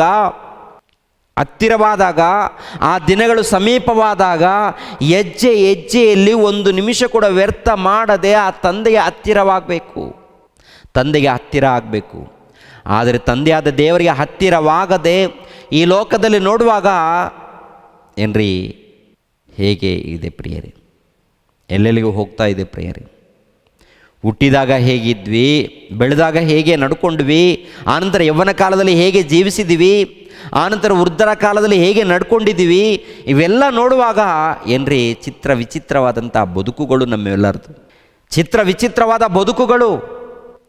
ಹೆಂಡತಿಗೋಸ್ಕರ, ಮಕ್ಕಳಿಗೋಸ್ಕರ, ಉದ್ಯೋಗದಗೋಸ್ಕರ, ಸಂಪಾದನೆಗೋಸ್ಕರ ಏನೇನೋ ತವಕಪಡ್ತಾ ಇರ್ತಾನೆ. ಆದರೆ ದೇವ್ರಿಗೋಸ್ಕರ ಪ್ರಯಾಸ ಪಟ್ಟಿಲ್ಲ, ದೇವ್ರಿಗೋಸ್ಕರ ತವಕಪಟ್ಟಿಲ್ಲ. ನನ್ನ ಮಗನು, ನನ್ನ ಮಗಳು, ನನ್ನ ಮಗಳನ್ನು ನೋಡಿಕೊಳ್ಬೇಕು, ನನ್ನ ಮಗಳನ್ನು, ನನ್ನ ಮಗನನ್ನು ನನ್ನ ಮೊಮ್ಮಕ್ಕಳನ್ನು ನೋಡಿಕೊಳ್ಬೇಕು. ದೇವ್ರಿಗೋಸ್ಕರ ಏನು ಮಾಡಿದ್ದೀರಾ? ದೇವರ ಸೇವೆ ನಿಮಿತ್ತವಾಗಿ ಏನು ಮಾಡಿದ್ದೀರಾ? ಕೊನೆ ಕಾಲದಲ್ಲಿ ಇದ್ದೀವಿ ಅಂತ ಗೊತ್ತಿದ್ರು. ಅಂದರೆ ನಮಗೂ ಕೊನೆ ಕಾಲ ಬಂದಿದೆ, ಈ ಪ್ರಕೃತಿಗೂ ಕೊನೆ ಕಾಲ ಬಂದಿದೆ, ಪ್ರಕೃತಿ ಕೂಡ ಮುಕ್ತಾಯದ ಕಾಲ ಬಂದಿದೆ, ಹತ್ತಿರವಾಗಿದೆ ಕೊನೆ ಕಾಲ, ನಮಗೂ ಕೊನೆ ಕಾಲ ಬಂದಿದೆ. ಬಂದರೂ ಕೂಡ ನಾವೇನು ಮಾಡ್ತಾ ಇದ್ದೀವಿ, ಯಾತಕ್ಕಾಗಿ ತವಕ ಪಡ್ತಾ ಇದ್ದೀವಿ ಅಂತ ನೋಡುವಾಗ, ಪ್ರಿಯರಾದ ದೇವರ ಮಕ್ಕಳಿರ, ಕೀರ್ತನೆ ಗ್ರಂಥ 39ನೇ ಅಧ್ಯಾಯ 6ನೇ ವಚನವನ್ನು ನೋಡಿ. 39ನೇ ಅಧ್ಯಾಯ 6ನೇ ವಚನ, ನರರು ನಿಜವಲ್ಲದ ಮಾಯಾರೂಪದಿಂದ ಸಂಚರಿಸುವವರು, ಅವರು ಸುಮ್ಮನೆ ಗಡಿಬಿಡಿ ಮಾಡುವವರು, ಆಸ್ತಿಯನ್ನು ಕೂಡಿಟ್ಟುಕೊಳ್ಳುತ್ತಾರೆ, ಆದರೆ ಅದು ಯಾರ ಪಾಲಾಗುವುದು ತಾವೇ ತಿಳಿಯರು. ಆಸ್ತಿಯನ್ನು ಕೂಡಿಟ್ಟುಕೊಳ್ತಾರೆ, ಆಸ್ತಿಯನ್ನು, ಬೆಳ್ಳಿ ಬಂಗಾರವನ್ನು ಎಲ್ಲ ಕೂಡಿಟ್ಟುಕೊಳ್ತಾರೆ. ಯಾಕೆ ಕೂಡಿಟ್ಕೊಂಡಿದ್ದೀರಾ ಬ್ರದರ್? ನಾನು ಮರಣ ಹೊಂದುವಂಥ ಸಮಯದಲ್ಲಿ ಕನಿಷ್ಠ ಪಕ್ಷದಲ್ಲಿ ಇದಾದರೂ ನನ್ನನ್ನು ಕಾಪಾಡುತ್ತೆ, ಅದು ನಿನ್ನನ್ನು ಪರಲೋಕಕ್ಕೆ ಕರ್ಕೊಂಡು ಹೋಗುತ್ತಾ? ಇಲ್ಲ ಬ್ರದರ್, ಸಾಯುವಂಥ ಸಮಯದಲ್ಲಿ ಕನಿಷ್ಠ ಪಕ್ಷದಲ್ಲಿ ಈ ಆಸ್ತಿ ನೋಡಿ ಆದರೂ ನನಗೆ ಒಂದು ತುತ್ತು ಆಹಾರ ಕೊಡ್ತಾರೆ, ನನಗೆ ಆಸ್ಪತ್ರೆಗೆ ಕರ್ಕೊಂಡು ಹೋಗ್ತಾರೆ, ಆಸ್ಪತ್ರೆಯಲ್ಲಿ ನನ್ನನ್ನು ನೋಡಿಕೊಳ್ತಾರೆ ಅಂತ ಅಂದುಕೊಂಡು ಹಣವನ್ನು ಕೂಡಿಟ್ಕೊಳ್ತಾರೆ. ಕೆಲವರು ಹಣವನ್ನು ಕೂಡಿಟ್ಕೊಳ್ತಾರೆ, ತಮ್ಮ ಹೆಸರಿನಲ್ಲೇ ಇರುತ್ತೆ, ಆಸ್ತಿ ಪಾಸ್ತಿ ಎಲ್ಲ ಕೂಡ ತಮ್ಮ ಹೆಸರಿನಲ್ಲೇ ಇರುತ್ತೆ. ಕೊನೆಯದಾಗಿ ಅನಾರೋಗ್ಯ ಪಾಲಾಗಿದೆ, ಆರೋಗ್ಯ ಇಲ್ಲ, ರೋಗ ಸ್ಟಾರ್ಟ್ ಆಗಿದೆ, ಆಸ್ಪತ್ರೆ ಪಾಲು. ಆವಾಗ ಈ ಮಕ್ಕಳ ಮಧ್ಯದಲ್ಲಿ ಏನು ಗಲಾಟೆ ಸ್ಟಾರ್ಟ್ ಆಗುತ್ತೆ ಅಂತ ನೋಡುವಾಗ, ಈ ಆಸ್ತಿಗೋಸ್ಕರ ಅಮ್ಮನ ಬಳಿಯಲ್ಲಿ ಆಸ್ತಿ ಇದೆಯಲ್ಲ, ಅಪ್ಪನ ಬಳಿಯಲ್ಲಿ ಆಸ್ತಿ ಇದೆಯಲ್ಲ, ಈ ಆಸ್ತಿ ಮೊದಲನೇದಾಗಿ ನಮಗೆ ಬರೆದು ಕೊಡಲಿ. ಯಾಕೆಂದರೆ ಸಾಯುವಂಥ ಸಮಯ, ಮರಣ ಹೊಂದುವಂಥ ಸಮಯದಲ್ಲಿ ಆಸ್ತಿ ಬರೆದು ಕೊಡಬೇಕು. ಇವಾಗ ಅಂದರೆ ಅವರು ಗುಣ ಆಗಬೇಕು ಅಂತ ಮುಖ್ಯ ಅಲ್ಲ, ಆಸ್ತಿಗೋಸ್ಕರ ಇವರು ಮಕ್ಕಳು ಜಗಳ ಆಡ್ತಾ ಇರ್ತಾರೆ. ಅಲ್ಲಿ ನೋಡಿದ್ರೆ ಆ ಪೇಷೆಂಟು ಅನಾರೋಗ್ಯದಲ್ಲಿ, ಬಾಧೆಯಲ್ಲಿ ಬೆಡ್ ಮೇಲೆ ಬಿದ್ದಿದೆ, ರೋಗದಲ್ಲಿ, ಬಾಧೆಯಲ್ಲಿದೆ, ನರಳಾಡ್ತಾ ಇದೆ. ಆ ನರಳು ಆಡುವಂಥ ಮನುಷ್ಯರ ಮಧ್ಯದಲ್ಲಿ ಇವರು ಆಸ್ತಿಗೋಸ್ಕರ ತವಕ ಪಡ್ತಾ ಇರ್ತಾರೆ. ಇವರು ಆಸ್ತಿಗೋಸ್ಕರ ತವಕ, ಅಂತಸ್ತುಗೋಸ್ಕರ ತವಕ, ಹಣದಗೋಸ್ಕರ ತವಕ ಪಡ್ತಾ ಇರ್ತಾರೆ. ನಮ್ಮ ತಾಯಿ ಆಸ್ಪತ್ರೆಯಲ್ಲಿ ಇದ್ದಾಳಲ್ಲ, ನಮ್ಮ ಅಪ್ಪ ಆಸ್ಪತ್ರೆಯಲ್ಲಿ ಇದ್ದಾನಲ್ಲ, ಆಕೆಯನ್ನು ಕಾಪಾಡಿಕೊಳ್ಬೇಕು, ಆತನನ್ನು ಕಾಪಾಡಿಕೊಳ್ಬೇಕು ಎಂಬುವಂಥ ಆಲೋಚನೆ ಇಲ್ಲ. ಹೇಗಾದರೂ ಮಾಡಿ ಆಸ್ತಿ ಬೇಕು, ಅಂತಸ್ತು ಬೇಕು. ಈ ಸಮಾಜದಲ್ಲಿ ಟೋಟಲ್ ಪ್ರಪಂಚ ದೇಶದಲ್ಲಿ ನಡೆಯುವಂಥದ್ದು ಹೇಳ್ತಾ ಇರ್ತೀನಿ ಪ್ರಿಯರೇ. ಪ್ರಪಂಚ ದೇಶದಲ್ಲಿ ಆಸ್ತಿಗೋಸ್ಕರ ನಡೀತಾ ಇಲ್ವಾ? ಇಲ್ಲ ಅಂತೀರಾ? ಅವ್ರು ನೋಡಿದರೆ ರೋಗದಲ್ಲಿ, ವ್ಯಾಧಿಯಲ್ಲಿ, ನರಳಾಟದಲ್ಲಿ, ಬಾಧೆಯಲ್ಲಿ ಅವರು ಇರ್ತಾರೆ. ಇವ್ರು ನೋಡುವಾಗ, ಮಕ್ಕಳು ನೋಡುವಾಗ ಆಸ್ತಿಗೋಸ್ಕರ ಗೋಳಾಟ. ಅಂದರೆ ಅವ್ರು ಯಾಕೆ ಬದುಕಿದ್ದಾರೆ, ಇವರು ಯಾಕೆ ಬದುಕ್ತಾ ಇದ್ದಾರೆ? ಅವ್ರು ಯಾಕೆ ಕೂಡಿಟ್ಟಿದ್ದಾರೆ? ತಮ್ಮ ಜೀವಿತವನ್ನು ಕಾಪಾಡಿಕೊಳ್ಳೋದಕ್ಕೆ. ಅದಕ್ಕೆ ಯೇಸುಪ್ರಭು ಹೇಳ್ತಾರೆ, ನಿನ್ನ ಪ್ರಾಣವನ್ನು ಕಾಪಾಡಿಕೊಳ್ಳೋದಕ್ಕೆ ಲೋಕವನ್ನೆಲ್ಲ ಸಂಪಾದನೆ ಮಾಡಿಕೊಂಡರೂ ನಿನ್ನ ಪ್ರಾಣ ನಷ್ಟವಾದರೆ ನಿನಗೇನು ಪ್ರಯೋಜನ? ನಿನಗೇನು ಉಪಯೋಗ ಇದೆ? ಈ ಲೋಕದಲ್ಲಿ ಏನು ಉಪಯೋಗ ಇಲ್ಲಪ್ಪ. ಟೋಟಲ್ ಲೋಕವನ್ನೆಲ್ಲ ಸಂಪಾದನೆ ಮಾಡಿಕೊಂಡ್ರು ನಿನ್ನ ಪ್ರಾಣ ನಷ್ಟವಾದರೆ ಯಾರು ನಿನ್ನನ್ನು ಆತ್ಮನ ಕಾಪಾಡ್ತಾರೆ? ಯಾರು ನಿನ್ನನ್ನು ಕಾಪಾಡೋರು? ಯಾರು ನಿನ್ನನ್ನು ಪರಲೋಕಕ್ಕೆ ನಡೆಸ್ಕೊಂಡು ಹೋಗೋರು ಯಾರು? ಅದಕ್ಕೆ ಪ್ರಿಯರಾದ ದೇವ್ರ ಮಕ್ಕಳಿರ, ಪವಿತ್ರ ಆತ್ಮನ ಪ್ರೇರಣೆಯಿಂದ ಹೇಳುವಂಥ ಮಾತು ನೋಡಿ ಪ್ರಿಯರೇ, ನರರು ನಿಜವಲ್ಲದ ಮಾಯಾರೂಪದಿಂದ ಸಂಚರಿಸುವವರು. ನರರು ನಿಜವಲ್ಲದ ಮಾಯಾರೂಪ ಅಂದರೆ ಟೋಟಲ್ ಈ ಪ್ರಪಂಚ ದೇಶದಲ್ಲಿ ನೋಡುವಾಗ ಮಾಯಾರೂಪದಲ್ಲಿದ್ದಾರೆ. ಇದು ನಿಜವಲ್ಲ, ಇದು ನಿಜವಲ್ಲ, ಇದು ನಟನೆ, ಈ ಲೋಕ ನಟನೆ. ಈ ಲೋಕ ಏನಪ್ಪ ಅಂತ ನೋಡುವಾಗ ನಟನೆ. ಆಸ್ತಿ ಎನ್ನುವಂಥದ್ದು ಅಂತಸ್ತುಗೋಸ್ಕರ, ಸಂಪಾದನೆಗೋಸ್ಕರ ತವಕ ಪಡ್ತಾ ಇದ್ದೀವಿ, ಗೋಜಾಟ ಮಾಡ್ತಾ ಇದ್ದೀವಿ, ಒದ್ದಾಡ್ತಾ ಇದ್ದೀವಿ, ಪ್ರಯಾಸ ಪಡ್ತಾ ಇದ್ದೀವಿ. ಅಂದರೆ ಮಾಯವಾಗುವಂಥ ಲೋಕದಗೋಸ್ಕರ ಈ ಜೀವಿತ ಇದೆ ನೋಡಿ. ಎಷ್ಟು ಅದ್ಭುತವಾದಂಥ ಮಾತು. ನರರು ನಿಜವಲ್ಲದ ಮಾಯಾರೂಪದಿಂದ ಸಂಚರಿಸುವವರು, ಅವರು ಸುಮ್ಮನೆ ಗಡಿಬಿಡಿ ಮಾಡುವರು. ಸುಮ್ಮನೆ ಗಡಿಬಿಡಿ ಯಾಕಪ್ಪ? ಗಡಿಬಿಡಿ ಯಾಕೆ ಮಾಡಿದ್ದಾರೆ ಅಂತ ನೋಡುವಾಗ ಆಸ್ತಿಗೋಸ್ಕರ ಒದ್ದಾಡ್ತಾ ಇರ್ತಾರೆ. ಇವರೆಲ್ಲ ಗಡಿಬಿಡಿ ಗಂದರಗೋಳ ಎಲ್ಲ ನೋಡುವಾಗ ಕೋರ್ಟ್ನಲ್ಲಿ, ಕಚೇರಿಗಳಲ್ಲಿ, ಪೊಲೀಸ್ ಸ್ಟೇಷನ್ಗಳಲ್ಲಿ, ಆಸ್ಪತ್ರೆಗಳಲ್ಲಿ, ಟೋಟಲ್ ಪ್ರಪಂಚ ದೇಶದಲ್ಲಿ ನೋಡುವಾಗ ಗಡಿಬಿಡಿ ಗಂದರಗೋಳ.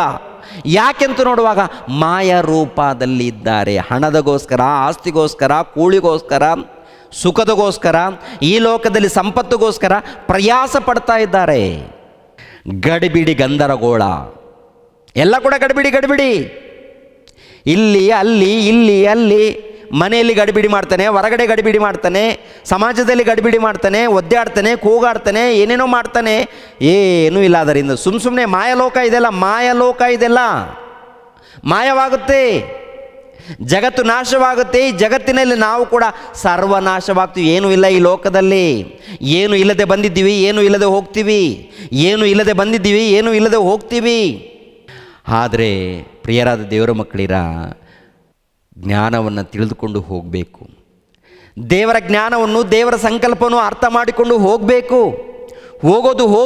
ದೇವರ ಜ್ಞಾನವನ್ನು ಅರ್ಥ ಮಾಡಿಕೊಂಡು ಹೋಗಬೇಕು. ಯಾರು ಅರ್ಥ ಮಾಡಿಕೊಳ್ಳೋರು ಯಾರಿದ್ದಾರೆ? ದೇವರ ಜ್ಞಾನವನ್ನು ಸಾರ್ತೀವಿ, ತಿಳ್ಕೊಳ್ರಿ ಅಂದರೆ ಇವ್ರಿಗೇನು ಹುಚ್ಚಿದೆ ಅಂದರೆ ಆಶೀರ್ವಾದದ ಹುಚ್ಚಿದೆ. ಯಾಕೆಂದರೆ ಇವೆಲ್ಲ ಬೋಧಕರು ಏನು ಮಾಡಿದ್ದಾರೆ ಅಂತ ನೋಡುವಾಗ ಆಶೀರ್ವಾದದ ಹುಚ್ಚು ತುಂಬಿಸಿದ್ದಾರೆ. ಕುಂತರು ಆಶೀರ್ವಾದ, ನಿಂತರು ಆಶೀರ್ವಾದ. ದೇವರು ಪಟ ಬಡಿತಾನೆ ಎನ್ನುವಂಥದ್ದು ಗೊತ್ತಿಲ್ಲ ಇವರಿಗೆ. ದೇವರು ಜುಟ್ಟಿಡಿದು ಚರ್ಮ ಸುಲಿತಾನೆ ಎನ್ನುವಂಥದ್ದು ಯಾರು ಹೇಳ್ತಾ ಇಲ್ಲ.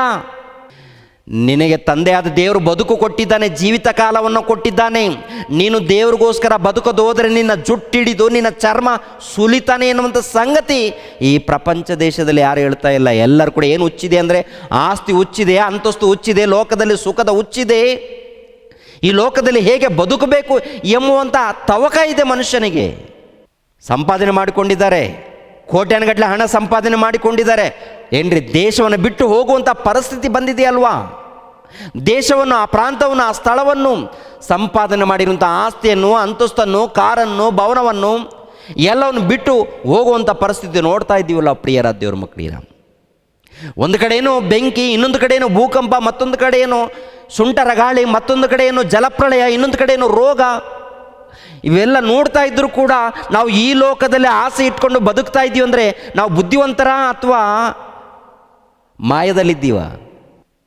ಈ ಲೋಕದಲ್ಲಿ ಏನಿದೆ ಅನುಭವಿಸೋಣ, ತಪ್ಪಿಲ್ಲ. ಆದರೆ ಈ ಲೋಕದಲ್ಲಿ ಆಸೆ ಇಟ್ಕೊಂಡು ಬದುಕಬಾರ್ದು. ಈ ಲೋಕದಲ್ಲಿ ಆಸೆ ಬೇಡ, ಈ ಲೋಕದಲ್ಲಿ ಬೇಡ, ಏನಿದೆ ಅದ್ರ ತೃಪ್ತಿಯಾಗಿ ಬದುಕೋಣ ಇಲ್ಲಂತಲ್ಲ. ಆದರೆ ದೇವರ ಸೇವೆ ಮಾಡಬೇಕಲ್ಲ. ಸುಖ ತೃಪ್ತಿ ಇಲ್ಲದೆ ಉತ್ತರ ಕ್ರಿಯೆಗಳಾದರೆ ಪ್ರಯೋಜನ ಇಲ್ಲ ಅಂತ ಹೇಳ್ತೇನೆ. ಅಂದರೆ ಆ ಸುಖ ಏನು ಗೊತ್ತಾ? ದೇವರಲ್ಲಿ ಇರುತ್ತೆ ಸಂತೋಷ. ದೇವರಲ್ಲಿ ಅಂದರೆ ನಾನು ದೇವ್ರಿಗೋಸ್ಕರ ಬದುಕಿದ್ದೀನಿ, ದೇವರ ಸೇವೆ ಮಾಡಿದ್ದೀನಿ ಅಂತೇಳಿ ತೃಪ್ತಿ ನಮಗಿದೆಯಾ? ನಿಜವಾಗ್ಲೂ ನಾನು ದೇವರ ಸೇವೆ ಮಾಡಿದ್ದೀನಿ, ನಿಜವಾಗ್ಲೂ ದೇವರ ಸುವಾರ್ತೆಗೋಸ್ಕರ ನಾನು ಪ್ರಯಾಸ ಪಟ್ಟಿದ್ದೀನಿ, ನಿಜವಾಗ್ಲೂ ದೇವರ ಸೇವೆಗೋಸ್ಕರ ನನ್ನ ಬದುಕನ್ನು, ನನ್ನ ಆಯುಷ್ ಕಾಲವನ್ನು, ನನ್ನ ಆರೋಗ್ಯವನ್ನು ಸಮರ್ಪಣೆ ಮಾಡಿದ್ದೀನಿ ಅನ್ನೋಂಥ ತೃಪ್ತಿ ನಿಮಗಿದೆಯಾ? ದೇವ್ರಿಗೋಸ್ಕರ ಕೆಲಸ ಮಾಡಿದ್ದೀನಿ, ಸುವಾರ್ತೆ ಮಾಡಿದ್ದೀನಿ, ತ್ಯಾಗ ಮಾಡಿದ್ದೀನಿ, ಹಳ್ಳಿಗಳಿಗೆ ಹೋಗಿದ್ದೀನಿ, ಸಮರ್ಪಣೆ ಮಾಡಿಕೊಂಡಿದ್ದೀನಿ, ದೇವ್ರು ಕೊಟ್ಟಂಥ ಈ ಬದುಕನ್ನು ದೇವ್ರಿಗೋಸ್ಕರ ಸಮರ್ಪಣೆ ಮಾಡಿದ್ದೀನಿ ಎಂಬ ತೃಪ್ತಿ ಇದೆಯಾ? ತೃಪ್ತಿಯಿಂದ ಮರಣ ಹೊಂದಿದ್ದೀವಾ? ಹಾಗೆ ಮರಣ ಹೊಂದಿದರೆ ಉತ್ತಮವಾದಂಥ ಉತ್ತರ ಕ್ರಿಯೆ. ಹಾಗೆ ಮರಣ ಹೊಂದಿದರೆ ಶ್ರೇಷ್ಠವಾದಂಥ ಮರಣ, ಅದು ಉತ್ತಮವಾದಂಥ ಮರಣ. ಅದು ಒಂದು ವೇಳೆ ಹಾಗೆ ಮರಣ ಹೊಂದದೆ ಹೋದರೆ ಅಂಥ ಮರಣದಕ್ಕಿಂತ, ಅಂಥ ಉತ್ತರ ಕ್ರಿಯೆಗಳಿಗಿಂತ ಗರ್ಭಸ್ರಾವದ ಪಿಂಡವೇ ಉತ್ತಮ ಅಂತ ಹೇಳ್ತಾರೆ.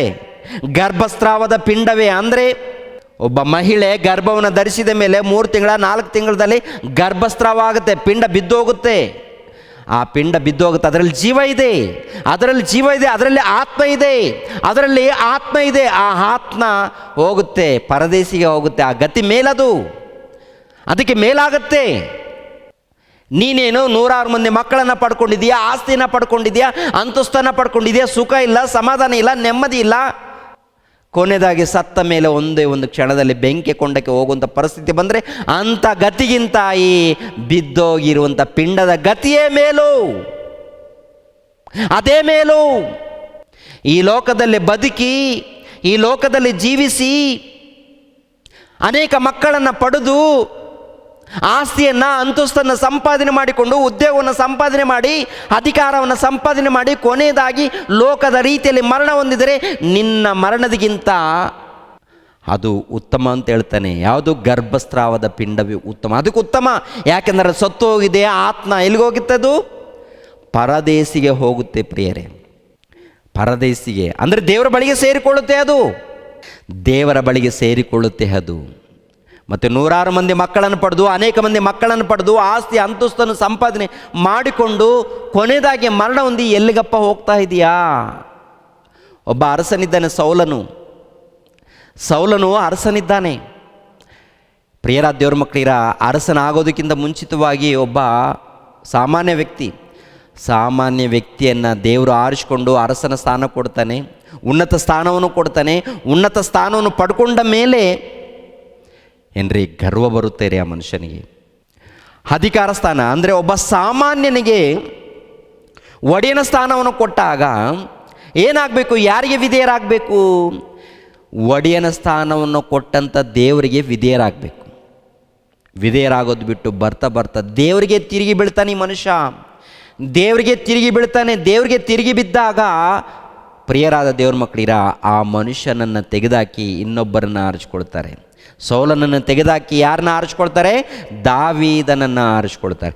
ದಾವೀದನನ್ನು ಆರಿಸಿಕೊಂಡಾಗ, ಸೌಲನನ್ನು ತೆಗೆದಾಕಿದಾಗ ಈ ಸೌಲನ ಗತಿ ನೋಡುವಾಗ, ಸಾಯುವಂಥ ಪರಿಸ್ಥಿತಿ ನೋಡುವಾಗ ಏನ್ರಿ, ಮುಕ್ತಾಯದ ಕಾಲ, ಪ್ರಾರಂಭದ ಕಾಲ ಅದ್ಭುತ, ಯೌವನ ಕಾಲ ಅದ್ಭುತ, ಆನಂತರ ಯೌವನ ಕಾಲದಲ್ಲಿ ಅರಸನ ಸ್ಥಾನ, ಒಡೆಯರ ಸ್ಥಾನ, ಒಡೆಯನಾಗಿದ್ದಾನೆ, ಪ್ರಭು ಆಗಿದ್ದಾನೆ, ದೇವರ ಮಕ್ಕಳ ಮೇಲೆ ಪ್ರಭು ಆಗಿದ್ದಾನೆ, ದೇವರ ಮಕ್ಕಳ ಮೇಲೆ ಒಡೆಯನಾಗಿದ್ದಾನೆ. ಒಡೆಯನಾದಾಗ ಎಷ್ಟು ವೈಭವ, ಎಷ್ಟು ಆನಂದ, ಲೋಕದಲ್ಲಿ ನೋಡುವಾಗ ಆನಂದ.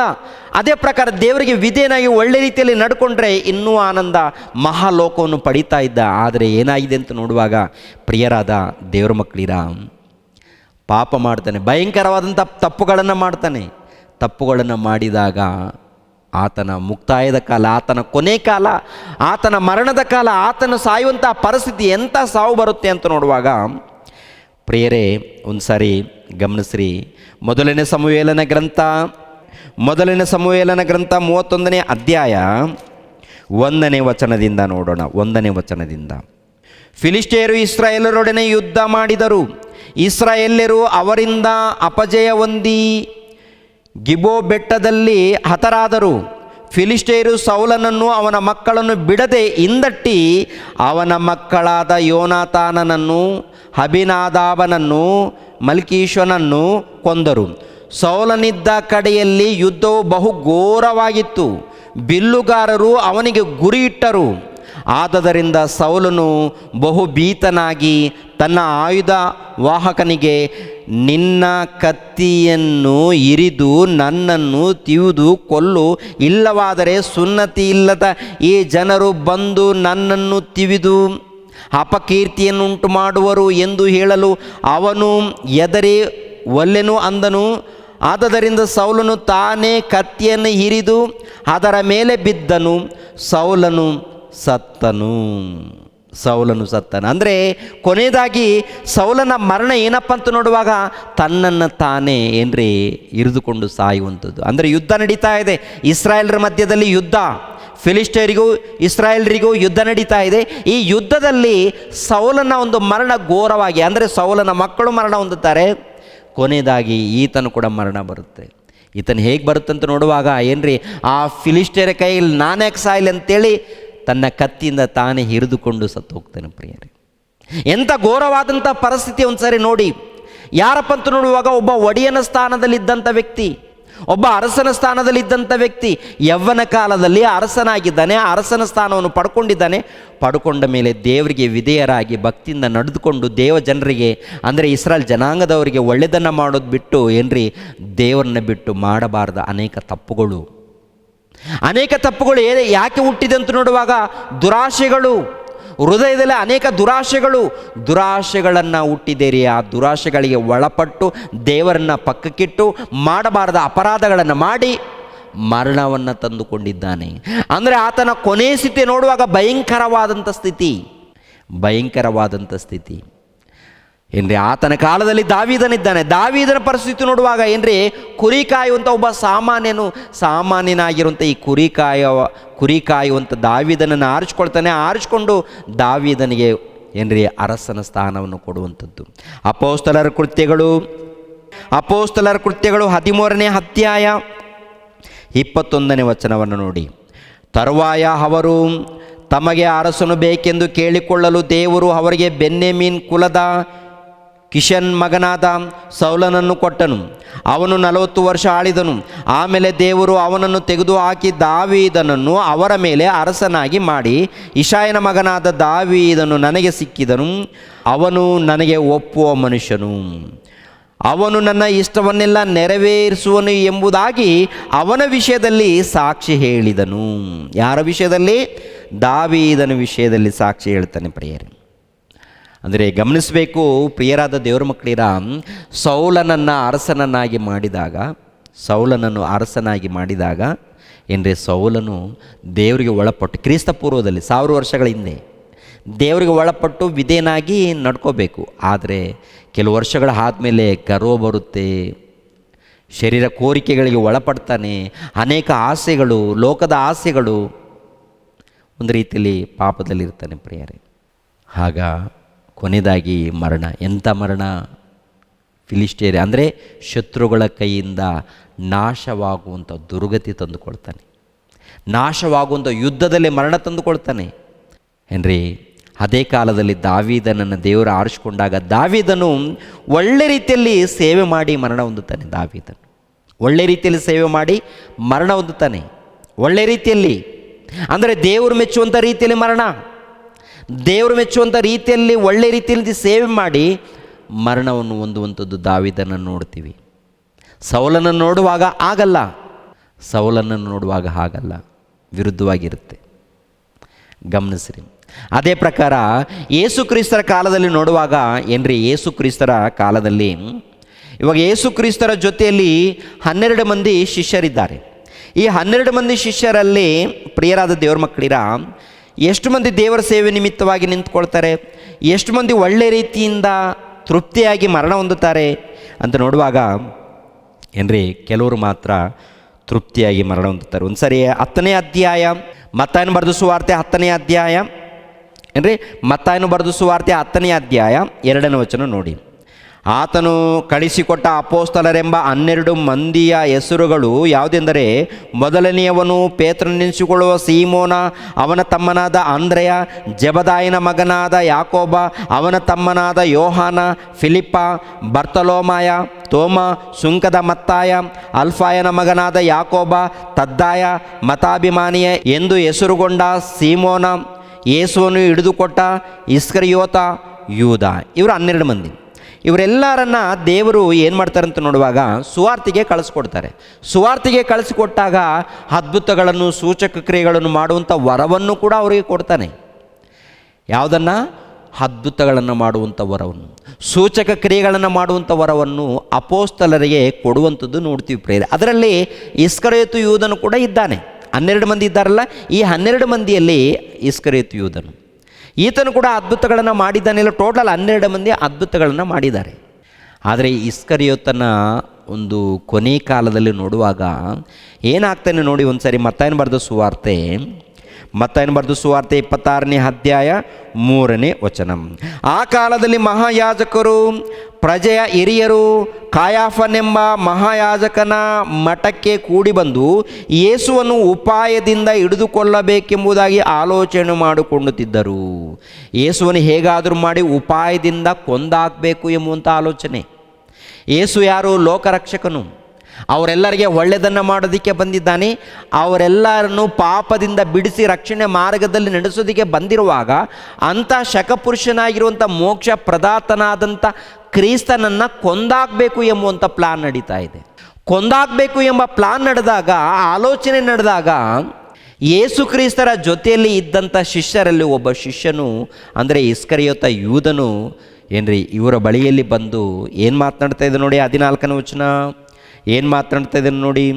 ಆಮೇಲೆ 12 ಮಂದಿ ಶಿಷ್ಯರಲ್ಲಿ ಒಬ್ಬನಾದ ಇಸ್ಕರಿಯೋತ ಯೂದನೆಂಬುವನು ಮಹಾಯಾಜಕರ ಬಳಿಗೆ ಹೋಗಿ, ನಾನು ಅವನನ್ನು ನಿಮಗೆ ಹಿಡಿದುಕೊಟ್ಟರೆ ನನಗೆ ಏನು ಕೊಡುತ್ತೀರಿ ಅಂದನು. ನಾನು ಅವನನ್ನು ಅಂದರೆ ನೋಡಿ ಎಷ್ಟು ಭಯಂಕರವಾಗಿ ಮಾತಾಡ್ತಾನೆ ಇವನು. ಏನು ಮಾತಾಡಿದ? ನಾನು ಅವನನ್ನು ಅಂದರೆ ಗುರು ಅಲ್ವಾ, ನಿನಗೆ ಪ್ರಭು ಅಲ್ವಾ, ನಿನಗೆ ಒಡೆಯನಲ್ವಾ, ಒಡೆಯನನ್ನು ಕುರಿತು ಅವನು ಅಂತೀಯ. ಅವನು ಅಂದಿದ್ದು ಒಂದೂ ಅಲ್ಲದೆ ಇನ್ನೊಂದು ರೀತಿಯಲ್ಲಿ ಅವನನ್ನು ಹಿಡಿದುಕೊಟ್ರೆ ನನಗೆ ಏನು ಕೊಡ್ತೀರಾ ಅಂದರೆ, ನನಗೇನು ಕೊಡ್ತೀರಾ? ನನಗೆ ಹಣ ಬೇಕು, 30 ನಾಣ್ಯಗಳು ಬೇಕು, ನನಗೆ ಕೊಡ್ತೀರಾ? ಆಯಿತು ಕೊಡ್ತೀವಿ ಅಂತೇಳಿ ಒಪ್ಪಿಕೊಳ್ತಾರೆ ಪ್ರಿಯರೇ. ನೋಡಿ ಪ್ರಿಯರಾದ ದೇವ್ರ ಮಕ್ಕಳಿರು, ಹಿಡುಕೊಟ್ಟರೆ ನನಗೆ ಏನು ಕೊಡುತ್ತೀರಿ ಅಂದನು. ಅವರು ಅವನಿಗೆ 30 ರೂಪಾಯಿ ತೂಗಿ ಕೊಟ್ಟರು. ಅಂದಿನಿಂದ ಅವನು ಆತನನ್ನು ಹಿಡುಕೊಡುವುದಕ್ಕೆ ಅನುಕೂಲವಾದ ಸಮಯವನ್ನು ನೋಡುತ್ತಿದ್ದನು. ಅಂದರೆ ಆತನನ್ನೇ ಹಿಡಿದು ಕೊಡಬೇಕು ಹೇಗಾದರೂ ಮಾಡಿ. ಪ್ರಿಯರಾದ ದೇವರ ಮಕ್ಕಳಿರ, ಇಂಥ ಆಲೋಚನೆ ಯಾಕೆ ಬಂದಿದ್ದೀರಿ ಅವನಿಗೆ? ಅಂದರೆ ಯೇಸು ಕ್ರಿಸ್ತರ ಜೊತೆಯಲ್ಲಿದ್ದಾನೆ, ಸುವಾರ್ತೆ ಮಾಡುವಂಥ ಸಮಯದಲ್ಲಿ ಎಲ್ಲ ನೋಡಿದ್ದಾನಲ್ವ. ಅಂದರೆ ಯೇಸು ಕ್ರಿಸ್ತರ ಬೋಧನೆ ಕೇಳಿದ್ದಾನ, ಯೇಸು ಕ್ರಿಸ್ತರ ಪ್ರಯಾಸ ನೋಡಿದ್ದಾನ, ಯೇಸು ಕ್ರಿಸ್ತರ ಪ್ರಯಾಸವನ್ನು ನೋಡಿದ್ದಾನೆ, ಯೇಸು ಕ್ರಿಸ್ತರ ಸುವಾರ್ತೆಯನ್ನು ಕೇಳಿದ್ದಾನೆ, ಅದ್ಭುತಗಳನ್ನು ನೋಡಿದ್ದಾನೆ. ಎಲ್ಲ ನೋಡಿ ಎಲ್ಲ ಅನುಭವಿಸಿ ಕೊನೆಯದಾಗಿ ಹಣದಗೋಸ್ಕರ ತನ್ನ ಪ್ರಭುವನ್ನು ಮಾರಿಕೊಳ್ತಾನ. ಇವನು ಮಾರಿಕೊಂಡಿದ್ದಾನೆ, ಹಿಡಿದುಕೊಟ್ಟಿದ್ದಾನೆ. ತನ್ನ ಜೊತೆಯಲ್ಲಿದ್ದಂಥ ಶಿಷ್ಯನು ಜೊತೆಯಲ್ಲಿದ್ದಾನೆ, ಮಾತನಾಡಿದ್ದಾನೆ. ಎಲ್ಲರೂ ಸೇರಿ ಒಂದೇ ಕಡೆ ಮಲಗಿಕೊಂಡಿದ್ದಾರೆ, ಎಲ್ಲರೂ ಸೇರಿ ಸುವಾರ್ತೆಗೆ ಹೋಗ್ತಾ ಇದ್ದಾರೆ, ಎಲ್ಲರೂ ಸೇರಿ ಒಗ್ಗಟ್ಟಾಗಿ ಊಟ ಮಾಡ್ತಾ ಇದ್ದಾರೆ, ಎಲ್ಲರೂ ಸೇರಿ ಒಗ್ಗಟ್ಟಾಗಿ ಒಳ್ಳೆ ಕೆಲಸವನ್ನು ಮಾಡ್ತಾ ಇದ್ದಾರೆ, ಈ ಸಮಾಜವನ್ನು ಉದ್ಧಾರ ಮಾಡೋದಕ್ಕೆ ಪ್ರಯತ್ನ ಮಾಡ್ತಾ ಇದ್ದಾರೆ. ಅಂಥ ಒಳ್ಳೆ ಕೆಲಸದಲ್ಲಿದ್ದಾಗ ಇಂಥವನಿಗೆ ಯಾಕೆ ಇಂಥ ದುಷ್ಟ ಕಾರ್ಯಕ್ರಮ, ಯಾಕೆ ಇಂಥ ದುಷ್ಟ ಆಲೋಚನೆ? ಹಣದ ಮೂಲಕ ಏನೊಂದು ಜಾಗವನ್ನು ಕೊಂಡುಕೊಳ್ಬೇಕು, ಜಾಗವನ್ನು ಕೊಂಡುಕೊಂಡ ಮೇಲೆ ಈ ಆಸ್ತಿಯಲ್ಲಿ ಈ ಜಾಗದಲ್ಲಿ ಸುಖವಾಗಿ ಆನಂದವಾಗಿ ಕುಟುಂಬ ಸಹಿತವಾಗಿ ಇರಬಹುದು ಎಂಬುವಂಥ ಕೋರಿಕೆ ಹುಟ್ಟಿದೆ ರೀ. ಅದಕ್ಕೆ ಈ ಕೋರಿಕೆ ತೀರಬೇಕಾದ್ರೆ, ಈ ಆಸೆಗಳು ತೀರಬೇಕಾದ್ರೆ ಹಣ ಬೇಕಾದರೆ ಈತನನ್ನು ನಾನು ಹಿಡ್ಕೊಳ್ತೀನಿ. ಅಂದರೆ ಸ್ವಂತ ಪ್ರಭುವನ್ನು ಹಿಡ್ಕೊಳ್ಬೇಕಾದ್ರೆ ಎಂಥ ದುಷ್ಕಾರ್ಯಕ್ರಮ ಮಾಡ್ತಾ ಇದ್ದಾನೆ, ಎಂಥ ಕೆಟ್ಟ ಕಾರ್ಯಕ್ರಮ ಅದು. ಪ್ರಿಯರಾದ ದೇವ್ರ ಮಕ್ಕಳಿರ, ಕೊನೆಯದಾಗಿ ಹಿಡಿದುಕೊಡ್ತಾನೆ, ಹಣ ತಗೊಳ್ತಾನೆ. ಆನಂತರ ಹಿಡಿದುಕೊಟ್ಟ ಮೇಲೆ ಆತನಿಗೆ ಮರಣದಂಡನೆಯಾಗಿದೆ ತೀರ್ಪು ಎಂಬ ಸುದ್ದಿಯನ್ನು ಕೇಳಿದ ತಕ್ಷಣ ಏನು ಮಾಡ್ತಾನೆ ನೋಡಿ, 27ನೇ ಅಧ್ಯಾಯ 3ನೇ ವಚನ ಮತ್ತಾಯನ ಬರೆದ ಸುವಾರ್ತೆ. ಆಗ ಆತನನ್ನು ಹಿಡಿದುಕೊಟ್ಟ ಯೂದನು ಆತನಿಗೆ, ಅಂದರೆ ಯೇಸು ಕ್ರಿಸ್ತರಿಗೆ ಮರಣದಂಡನೆಯ ತೀರ್ಪಾಯಿತೆಂದು ನೋಡಿ ಪಶ್ಚಾತ್ತಾಪಪಟ್ಟು ಆ 30 ರೂಪಾಯಿಗಳನ್ನು ಮಹಾಯಾಜಕರಿಗೆ ಹಿರಿಯರಿಗೂ ತಿರುಗಿ ತಂದು ತಪ್ಪಿಲ್ಲದವನನ್ನು ಮರಣಕ್ಕೆ ಒಪ್ಪಿಸಿಕೊಟ್ಟು ಶಾಪ ಮಾಡಿದೆನು ಅಂದನು.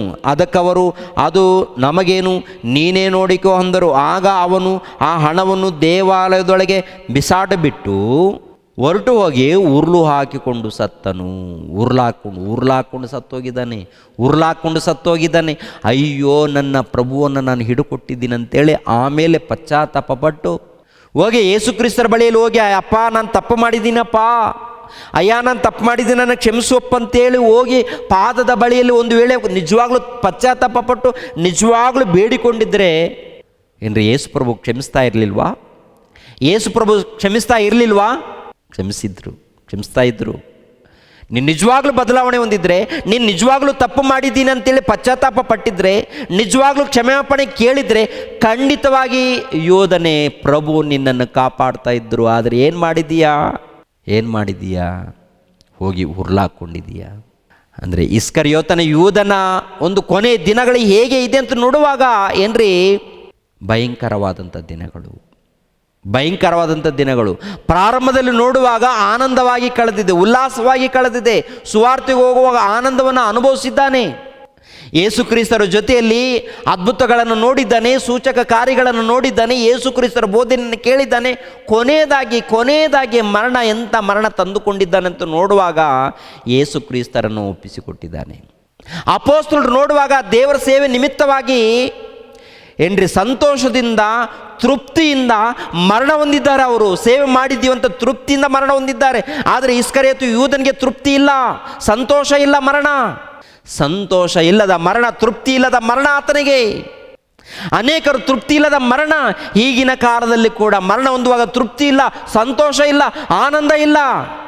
ಪೌಲನು ಹೇಳ್ತಾನೆ, ನಾನು ಮರಣ ಹೊಂದಿದ್ದರೆ ದೇವರ ನಿಮಿತ್ತವಾಗಿ, ಯೇಸು ಕ್ರಿಸ್ತರ ನಿಮಿತ್ತವಾಗಿ ನನಗೆ ಮರಣ ಬಂದರೆ ಸಂತೋಷ, ನನಗೆ ಮೇಲು, ನನಗೆ ಉತ್ತಮ. ಪೌಲನು ಹೇಳುವಂಥದ್ದು, ಅಪೊಸ್ತಲರು ಹೇಳುವಂಥದ್ದು, ಭಕ್ತರು ಹೇಳುವಂಥದ್ದು ನೋಡುವಾಗ ಮರಣ ಬಂದರೆ ನಮಗೆ ಆನಂದ, ಮರಣ ಬಂದರೆ ನಮಗೆ ತೃಪ್ತಿ, ಸಂತೋಷ. ಅದು ನಿಜವಾಗ್ಲೂ ದೇವರಿಗೋಸ್ಕರ ದೇವರ ಸೇವೆಯಲ್ಲಿ ಇದ್ದಾಗ ಮರಣ ಬರಬೇಕು, ದೇವರ ಕೆಲಸದಲ್ಲಿ ಇದ್ದಾಗ ಮರಣ ಬರಬೇಕು. ದೇವರ ನಿಮಿತ್ತವಾಗಿ ಒಂದು ವೇಳೆ ಮರಣದ ಕಾಲದಲ್ಲಿ ಇದ್ದೀವ, ವೃದ್ಧರ ಕಾಲದಲ್ಲಿ ಇದ್ದೀವ, ದೇವರನ್ನ ನೆನೆಸ್ಕೊಂಡಿರೋಣ, ದೇವರ ಧ್ಯಾನದಲ್ಲಿರೋಣ. ನೋವಿದೆಯಾ? ಅಪ್ಪ ತಂದೆ ನೀನೇ ಸರ್ವಸ್ವ, ನೀವೇ ಕಾಪಾಡಿ ಅಂತೇಳಿ ಕೇಳಿಕೊಳ್ಳೋಣ, ದೇವರಲ್ಲಿ ಕೇಳಿಕೊಳ್ಳೋಣ, ದೇವರಲ್ಲಿ ಬೇಡೋಣ, ದೇವರಲ್ಲಿ ಪಶ್ಚಾತ್ತಾಪ ಪಡೋಣ.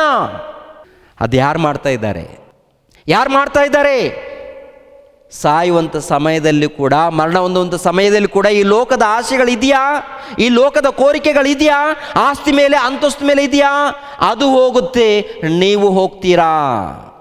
ಅದು ಹೋಗುತ್ತೆ, ನೀವು ಹೋಗ್ತೀರಾ. ನಾವು ನಿತ್ಯ ಲೋಕವನ್ನು ಪಡ್ಕೊಳ್ಬೇಕಾದ್ರೆ ಈ ಲೋಕದಲ್ಲಿ ದೇವರ ನಿಮಿತ್ತವಾಗಿ, ದೇವರ ಸೇವೆ ನಿಮಿತ್ತವಾಗಿ ನಿನ್ನ ಬದುಕು ಖರ್ಚಾಗಬೇಕು, ನಿನ್ನ ದಿನಗಳು ಖರ್ಚಾಗಬೇಕು, ನಿನ್ನ ಆರೋಗ್ಯ ಖರ್ಚಾಗಬೇಕು, ನಿನ್ನ ಸಂಪಾದನೆ ಖರ್ಚಾಗಬೇಕು. ದೇವರ ಸೇವೆ ನಿಮಿತ್ತವಾಗಿ ಏನಾಗ್ತಾ ಇದೆ ನಮಗೆ ನೋಡಿ ಒಂದ್ಸಾರಿ ನಿಮ್ಮನ್ನು ನೀವು ಚೆಕ್ ಮಾಡ್ಕೊಳ್ಳಿ, ನಿಮ್ಮನ್ನು ನೀವು ಚೆಕ್ ಮಾಡ್ಕೊಳ್ಳಿ. ಮರಣ ಬಂದರೆ ತೃಪ್ತಿಯಾಗಿದ್ದೀವ? ದೇವರಲ್ಲಿ ಸುಖವಾಗಿದ್ದೀವ? ದೇವರಲ್ಲಿ ಸಂತೋಷವಾಗಿದ್ದೀವ? ಲೋಕದಲ್ಲಿ ಏನು ಸುಖ ಇಲ್ಲ ರೀ, ಲೋಕದಲ್ಲಿ ಸಂತೋಷ ಇಲ್ಲ ರೀ, ಲೋಕದಲ್ಲಿ ಏನಿಲ್ಲ ಪ್ರಿಯರೇ. ತಿನ್ನುವಾಗ ಸ್ವಲ್ಪ ತೃಪ್ತಿ, ಮಲಗುವಾಗ ಸ್ವಲ್ಪ ತೃಪ್ತಿ, ಸ್ವಲ್ಪ ಏನೋ ಸ್ವಲ್ಪ ತಾತ್ಕಾಲಿಕವಾದದ್ದು, ಅಷ್ಟು ಬಿಟ್ಟರೆ ಶಾಶ್ವತವಾದದ್ದು ಏನಿಲ್ಲ. ಶಾಶ್ವತವಾದಂಥ ಆನಂದ ದೇವರಲ್ಲಿದೆ, ಶಾಶ್ವತವಾದಂಥ ಸಮಾಧಾನ ದೇವರಲ್ಲಿದೆ. ಆ ಶಾಶ್ವತವಾದಂಥ ಸಮಾಧಾನವನ್ನು, ಸಂತೋಷವನ್ನು, ನೆಮ್ಮದಿಯನ್ನು ನಾನು ಪಡೆದುಕೊಳ್ತೀನಿ ಎಂಬಂಥ ತೃಪ್ತಿ ಇದೆಯಾ ನಿಮಗೆ? ಸಂತೋಷ ಇದೆಯಾ ನಿಮಗೆ? ಕೊನೆ ಕಾಲದಲ್ಲಿ ಇದೆಯಾ? ಪ್ರಿಯರಾದ ದೇವ್ರ ಮಕ್ಕಳಿರ ಆಲೋಚನೆ ಮಾಡಿ. ಅದು ಅಪೋಸ್ತಲರಲ್ಲಿದೆ. ಪೌಲನು ಹೇಳ್ತಾನಲ್ಲ, ಪೌಲನು ಬದುಕುವುದಾದರೆ ಕ್ರಿಸ್ತನು, ಸತ್ತರೆ ನನಗೆ ಲಾಭ ಅಂದರೆ ಆತನ ಜೀವಿತದಲ್ಲಿ ನೋಡುವಾಗ ಏನ್ರಿ ಸಂತೋಷದಲ್ಲಿದ್ದಾನೆ. ಸಂತೋಷದಲ್ಲಿ ನಾನು ದೇವರ ಸೇವೆಯನ್ನು ಮಾಡಿದ್ದೀನಿ, ದೇವರ ಪ್ರೀತಿಯನ್ನು ಸಾರಿದ್ದೀನಿ, ದೇವರು ಏನು ಕೆಲಸ ಕೊಟ್ಟಿದ್ದಾರೆ ಎಲ್ಲ ಮಾಡಿದ್ದೀನಿ. ನಾನು ಏನು ಈ ಲೋಕದಲ್ಲಿ ಗಳಿಸ್ಕೊಂಡಿಲ್ಲ, ಏನೂ ಇಲ್ಲ, ನನಗೇನೂ ಇಲ್ಲ. ನನಗಿರೋದೆಲ್ಲ ಪ್ರಭು, ನನಗಿರೋದೆಲ್ಲ ದೇವರು. ದೇವರೇ ಸರ್ವಸ್ವ, ದೇವರೇ ನನಗೆ ಸರ್ವಸ್ವ. ಈಗಿನ ಕಾಲದಲ್ಲಿ ನೋಡುವಾಗ ಏನ್ರಿ ಸಭೆಗಳಲ್ಲಿ ಎಷ್ಟು ಗಲಾಟೆಗಳು ಪ್ರಿಯರೇ. ಆಂಧ್ರದಲ್ಲಿ ಪ್ರಿಯರಾದ ದೇವ್ರ ಮಕ್ಕಳಿರೋ ಒಂದು ಸಭೆಯಲ್ಲಿ ಆಸ್ತಿ ವಿಷಯದಲ್ಲಿ ಗಲಾಟೆ ನಡೀತಾ ಇದೆ. ಆಸ್ತಿ ವಿಷಯದಲ್ಲಿ ಗಲಾಟೆಗಳು ಪ್ರಿಯರೇ. ಸಭೆಯಲ್ಲಿ ಆಸ್ತಿ ವಿಷಯದಲ್ಲಿ ಗಲಾಟೆನ, ಕಾಣಿಕೆ ವಿಷಯದಲ್ಲಿ ಗಲಾಟೆನ. ಒಬ್ಬ ಸೇವಕನಿದ್ದಾನೆ, ಸೇವಕನು ತಿಂದರೆ ತಿನ್ನಲಿ ಬಿಡು. ಒಬ್ಬ ಸೇವಕನು ಸೇವೆ ಮಾಡ್ತಾ ಇದ್ದಾನೆ, ಸುವಾರ್ತೆ ಮಾಡ್ತಾ ಇದ್ದಾನೆ, ಸ್ವಲ್ಪ ಕಾಣಿಕೆ ತಿಂದರೆ ತಿನ್ನಲಿ ಬಿಡು, ಆರೋಗ್ಯವಾಗಿರಲಿ, ಸೇವೆ ಮಾಡಲಿ, ಅಭಿವೃದ್ಧಿ ಮಾಡಲಿ. ಅಲ್ಲ, ಅಭಿವೃದ್ಧಿ ಮಾಡೋನಿಗೆ ಏನ್ರಿ ಇವ್ರು ಏನು ಮಾಡ್ತಾರೆ? ಕಾಲಿಡಿದು ಎಳಿತಾ ಇರ್ತಾರೆ. ಸೇವಕನನ್ನು ಎಳೆಯೋನು ನೀನು ಭಕ್ತನ? ಸೇವಕನನ್ನು ತಡೆಯೋನು ನೀನು ಭಕ್ತನ? ಅಲ್ಲಪ್ಪ, ದೇವರ ಸೇವೆ ಮಾಡ್ತಾ ಇದ್ದಾನೆ, ದೇವರ ಸೇವೆ ಮಾಡಿ ಹೊಟ್ಟೆ ತುಂಬ ಊಟ ಮಾಡ್ತಾ ಇದ್ದಾನೆ, ಸುವಾರ್ತೆಗೆ ಹೋಗ್ತಾ ಇದ್ದಾನೆ, ಸುವಾರ್ತೆ ಸಾರ್ತಾ ಇದ್ದಾನೆ, ದೇವರ ಪ್ರೀತಿ ಸಾರ್ತಾ ಇದ್ದಾನೆ, ತಿನ್ನಲಿ, ಆರೋಗ್ಯವಾಗಿರಲಿ ಅಂತೇಳಿ ಅವ್ರಿಗೋಸ್ಕರ ಪ್ರಾರ್ಥನೆ ಮಾಡೋದು ಬಿಟ್ಟು ನೀನೇನು ಮಾಡ್ತಾ ಇದೀಯಪ್ಪ? ನಿನಗೆ ಬಂದಿಲ್ಲ ಅಂತನ? ನಿನಗೆ ಸಿಕ್ಕಿಲ್ಲ ಅಂತನ? ಹೊಟ್ಟೆ ಕಿಚ್ಚು ಬಂದಿದೆಯಾ? ಹೊಟ್ಟೆಯಲ್ಲಿ ಏನು ರೋಗ ಬಂದಿದೆಯಾ? ಪಾಪ ಎಂಬ ರೋಗ ಇದೇ ಬಂದಿದೆ. ಅದಕ್ಕೆ ಅವರು ಹೋಗಲ್ಲ, ಇವರು ಹೋಗಲ್ಲ. ಒಟ್ಟಿನಲ್ಲಿ ಯಾರು ಸುವಾರ್ತೆಗೋಸ್ಕರ ಪ್ರಯಾಸ ಪಡ್ತಾರೋ, ಪ್ರಯಾಸ ಪಡೋರ್ಗೂ ಬಿಡಲ್ಲ, ಇವರು ಪ್ರಯಾಸ ಪಡಲ್ಲ. ಅವರು ರೋಗದಲ್ಲಿ ಇನ್ನೊಬ್ಬರಿಗೆ ರೋಗವನ್ನು ತರಿಸ್ತಾ ಇರ್ತಾರೆ. ಪ್ರಿಯರಾದ ದೇವ್ರ ಮಕ್ಕಳಿರ ಜಾಗ್ರತೆ, ಎಚ್ಚರಿಕೆ, ಎಚ್ಚರಿಕೆ. ಕೊನೆಯದಾಗಿ ಇನ್ನೊಂದು ಮಾತನ್ನು ತೋರಿಸಿ ನಾನು ಮುಗಿಸ್ತೀನಿ. ಕೊರಿಂಥದವರಿಗೆ ಬರೆದ ಎರಡನೇ ಪತ್ರಿಕೆ 13ನೇ ಅಧ್ಯಾಯ 5ನೇ ವಚನ. ಕ್ರಿಸ್ತ ನಂಬಿಕೆಯಲ್ಲಿ ಇದ್ದೀರೋ ಇಲ್ಲವೋ ಎಂದು ನಿಮ್ಮನ್ನು ನೀವು ಪರೀಕ್ಷಿಸಿಕೊಳ್ಳಿರಿ, ನಿಮ್ಮನ್ನು ಪರಿಶೋಧಿಸಿಕೊಳ್ಳಿರಿ. ಏನು? ಯೇಸು ಕ್ರಿಸ್ತನು ನಿಮ್ಮಲ್ಲಿದ್ದಾನೆಂಬುದು ನಿಮ್ಮನ್ನು ಕುರಿತು ನಿಮಗೆ ಚೆನ್ನಾಗಿ ತಿಳಿಯುವುದಿಲ್ಲವೋ? ಆತನು ನಿಮ್ಮಲ್ಲಿಲ್ಲದಿದ್ದರೆ ನೀವು ಅಯೋಗ್ಯರೇ. ನಾವಂತೂ ಅಯೋಗ್ಯರಲ್ಲವೆಂದು ನಿಮಗೆ ಗೊತ್ತಾಗಬೇಕೆಂಬುದಕ್ಕಾಗಿ ನಿರೀಕ್ಷಿಸುತ್ತೇವೆ. ನಾವು ಅಯೋಗ್ಯರಲ್ಲ ಅಂದರೆ ನಾವು ಕ್ರಿಸ್ತನಿಗೋಸ್ಕರ ಪ್ರಯಾಸ ಪಟ್ಟಿದ್ದೀವಿ, ಸುವಾರ್ತೆ ಮಾಡಿದ್ದೀವಿ, ಹಳ್ಳಿಗಳಿಗೆ ಹೋಗಿದ್ದೀವಿ, ಸಭೆಗಳನ್ನು ಕಾಪಾಡಿದ್ದೀವಿ, ಅನೇಕರನ್ನು ಬಲಪಡಿಸಿದ್ದೀವಿ, ಸೇವೆ ಮಾಡಿದ್ದೀವಿ. ಕೊನೆಯದಾಗಿ ಈ ಜೀವಿತವನ್ನು ಮುಗಿಸ್ಕೊಳ್ತಾ ಇದ್ದೀವಿ. ನಮ್ಮ ಜೀವಿತ ಕಾಲ ದೇವ್ರಿಗೋಸ್ಕರ, ನಮ್ಮ ಬದುಕು ದೇವ್ರಿಗೋಸ್ಕರ. ನಿಮ್ಮ ಬದುಕು ಯಾರಿಗೋಸ್ಕರ? ಹೆಂಡತಿಗೋಸ್ಕರ. ಹೆಂಡತಿ ಮೇಲೆ ಪ್ರೀತಿ ಇಟ್ಕೊಂಡು ಹೆಂಡತಿಗೋಸ್ಕರ ಸಾಯ್ತಾ ಇದೆಯಾ? ಗಂಡನಿಗೋಸ್ಕರ ಪ್ರೀತಿ ಇಟ್ಕೊಂಡು ಗಂಡನಿಗೋಸ್ಕರ ಸಾಯ್ತಾ ಇದೆಯಾ? ಮಕ್ಕಳಿಗೋಸ್ಕರ ಸತ್ತೋಗ್ತಾ ಇದ್ದೀರಾ? ಪ್ರಿಯರಾದ ದೇವರ ಮಕ್ಕಳಿರ, ಒಂದು ವೇಳೆ ಯಾರಿಗೋಸ್ಕರ ಸತ್ತರೂ ವಾಕ್ಯದ ನಿಮಿತ್ತವಾಗಿ ಸಾಯಬೇಕು, ಮರಣ ಹೊಂದಬೇಕು. ನೋಡಿ, ಈ ಲೋಕದಲ್ಲಿ ಯಾವುದ್ರ ಮೇಲೆ ಹೆಚ್ಚಾಗಿ ಮಮತೆ ಇಟ್ಕೊಳ್ತೀವೋ ಅದರ ನಿಮಿತ್ತವಾಗಿ ಮರಣ ಹೊಂದುತ್ತೀವಿ. ಅಷ್ಟೇ ರೀ ಈ ಲೋಕದಲ್ಲಿ. ಪ್ರಿಯರಾದ ದೇವರ ಮಕ್ಕಳಿಗೆ ನಾವು ದೇವರಿಗೋಸ್ಕರ ಮರಣ ಹೊಂದಬೇಕು. ನಮ್ಮ ಕೊನೆ ಕಾಲದಲ್ಲಿ, ನಮ್ಮ ಕೊನೆ ದಿನಗಳು ನಮ್ಮ ಕೊನೆಯ ದಿನಗಳು, ಮುಕ್ತಾಯದ ದಿನಗಳು. ಆ ಮುಕ್ತಾಯದ ದಿನಗಳು ಅಂದರೆ ಯವ್ವನ ಕಾಲದಲ್ಲಿ ಆದರೂ ಮರಣ ಬರ್ಬೋದು, ಇಲ್ಲಾಂದರೆ ವೃದ್ಧರ ಕಾಲದಲ್ಲಿ ಆದರೂ ಮರಣ ಬರ್ಬೋದು. ಆ ದಿನಗಳು ದೇವರಿಗೋಸ್ಕರ ಆಗಿರಬೇಕು, ದೇವರಿಗೋಸ್ಕರ ಮರಣ ಹೊಂದಿರಬೇಕು. ಹಾಗೆ ಮರಣ ಹೊಂದಿದಾಗ, ದೇವರಿಗೋಸ್ಕರ ಜೀವಿಸಿದಾಗ ಏನ್ರಿ ನಿತ್ಯ ಲೋಕವನ್ನು ಪಡ್ಕೊಳ್ತೀವಿ. ಲಾಜರನ್ನು ಮರಣ ಹೊಂದುತ್ತಾನೆ. ಮರಣ ಹೊಂದಿದ ಮೇಲೆ ದೇವದೂತರು ಬಂದು ಲಾಜರನನ್ನು ಕರೆದುಕೊಂಡು ಪರದೇಶಿಗೆ ಹೋಗ್ತಾರೆ. ಐಶ್ವರ್ಯವಂತನು ಮರಣ ಹೊಂದುತ್ತಾನೆ. ಮರಣ ಹೊಂದಿದ ತಕ್ಷಣ ಒಂದೇ ಒಂದು ಕ್ಷಣದಲ್ಲಿ ಪಾತಾಳ ಲೋಕದಲ್ಲಿ ಯಾತನೆ ಪಡುವಂಥ ಸ್ಥಳಕ್ಕೆ ಹೋಗ್ತಾನೆ. ವ್ಯತ್ಯಾಸವನ್ನು ಗಮನಿಸ್ರಿ. ನಾವು ಕೂಡ ಅಷ್ಟೇ ದೇವರ ನಿಮಿತ್ತವಾಗಿ ಪ್ರಯಾಸಪಟ್ಟು ಭಕ್ತಿಯಿಂದ ನಡ್ಕೊಂಡ್ರೆ ನಿತ್ಯ ಲೋಕವನ್ನು ಪಡ್ಕೊಳ್ತೀವಿ. ಲೋಕದ ಆಸೆಗಳನ್ನು ಇಟ್ಟುಕೊಂಡು, ಲೋಕದಲ್ಲಿ ಅನೇಕ ಕೋರಿಕೆಗಳನ್ನು ಇಟ್ಟುಕೊಂಡು, ಈ ಲೋಕದಲ್ಲಿ ಯಾವುದೋ ಮಾಯ ಮಾತುಗಳನ್ನು ನಂಬಿ ಈ ಲೋಕದಗೋಸ್ಕರ ತವಕಪಟ್ಟರೆ ಲೋಕ ಹೋಗುತ್ತೆ, ಲೋಕದಲ್ಲಿ ಆಸ್ತಿ ನಾಶವಾಗುತ್ತೆ, ಕೊನೆಯದಾಗಿ ನಾವು ಮರಣ ಹೊಂದುತ್ತೀವಿ, ಆತ್ಮ ಬೆಂಕಿಯ ಕುಂಡಕ್ಕೆ ಹೋಗುತ್ತೆ. ಅದನ್ನು ತಪ್ಪಿಸ್ಕೊಳ್ಬೇಕಾದ್ರೆ ಪ್ರಭು ಹೇಳಿದ್ದಾರೆ, ನಾನೇ ಮಾರ್ಗವು, ನಾನೇ ಸತ್ಯವು, ನಾನೇ ಜೀವವು, ನನ್ನ ಮೂಲಕ ಹೊರತು ಯಾರು ಕೂಡ ಪರಲೋಕಕ್ಕೆ ಬರುವುದಿಲ್ಲ. ಆದ್ದರಿಂದ ನನ್ನ ಮಾತನ್ನು ಕೇಳಿ, ನನ್ನ ಮಾತಿಗೆ ವಿಧೇಯರಾಗಿ ಭಕ್ತಿಯಿಂದ ನಡ್ಕೊಳ್ಳಿ, ನಂಬಿಕೆಯಿಂದ ಜೀವಿಸಿ, ದೇವರ ಸಂಕಲ್ಪವನ್ನು ಅರ್ಥ ಮಾಡಿಕೊಳ್ಳಿ, ದೇವರ ಚಿತ್ತವನ್ನು ನೆರವೇರಿಸಿ, ನಾನು ಹೇಗೆ ಮರಣ ಹೊಂದಿದ್ದೇನೋ ಅದೇ ಪ್ರಕಾರ ನೀವು ಕೂಡ ಮರಣ ಹೊಂದು ಈ ಜೀವಿತ ಕಾಲ ಮುಗಿಸ್ಕೊಂಡು ಪರದೇಶಿಗೆ ಬನ್ನಿ ಅಂತ ಹೇಳ್ತಾರೆ.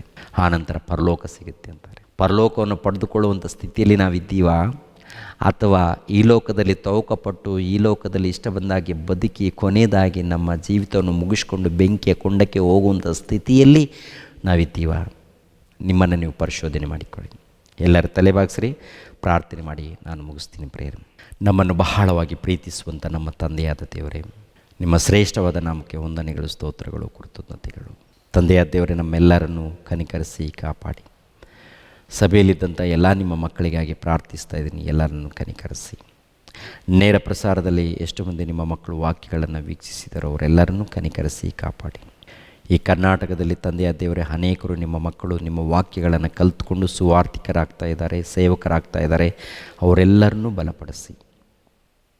ಅದೇ ರೀತಿಯಲ್ಲಿ ಪ್ರತಿದಿನ ಬೆಳಿಗ್ಗೆ ತಂದೆಯಾದ ದೇವರೇ, ಗೂಗಲ್ ಮೀಟ್ನಲ್ಲಿ ಅನೇಕರು ನಿಮ್ಮ ಮಕ್ಕಳು ಜಾಯಿನ್ ಆಗಿ ತಂದೆಯಾದ ದೇವರೇ ನಿಮ್ಮನ್ನು ಆರಾಧಿಸ್ತಾ ಇದ್ದಾರೆ, ನಿಮ್ಮನ್ನು ಘನಪಡಿಸ್ತಾ ಇದ್ದಾರೆ. ತಂದೆ, ಅವರೆಲ್ಲರನ್ನು ಕನಿಕರಿಸಿ, ಎಲ್ಲರನ್ನು ಆಶೀರ್ವದಿಸಿ. ಈ ಕಾರ್ಯಕ್ರಮದ ನಿಮಿತ್ತವಾಗಿ ಪ್ರಯಾಸ ಪಡುವಂಥ ನಿಮ್ಮ ಮಗಳಿಗೋಸ್ಕರ, ನಿಮ್ಮ ಮಗನಿಗೋಸ್ಕರ, ಅದೇ ರೀತಿಯಲ್ಲಿ ನಿಮ್ಮ ಮಕ್ಕಳಿಗೋಸ್ಕರ ಪ್ರಾರ್ಥಿಸ್ತಾ ಇದ್ದೀನಿ. ಅವರೆಲ್ಲರನ್ನು ಹೆಸರುಗಳಿಂದ ಆಶೀರ್ವದಿಸಿ. ಅನಾರೋಗ್ಯದಲ್ಲಿದ್ದಂಥ ಅಮ್ಮಳಿಗೋಸ್ಕರ ಪ್ರಾರ್ಥಿಸ್ತಾ ಇದ್ದೀನಿ, ಕನಿಕರಿಸಿ. ಯೇಸು ಪವಿತ್ರ ನಾಮದಲ್ಲಿ ಬೇಡ್ತಾ ಇದ್ದೀನಪ್ಪ ತಂದೆಯೇ, ಆಮೇನ್.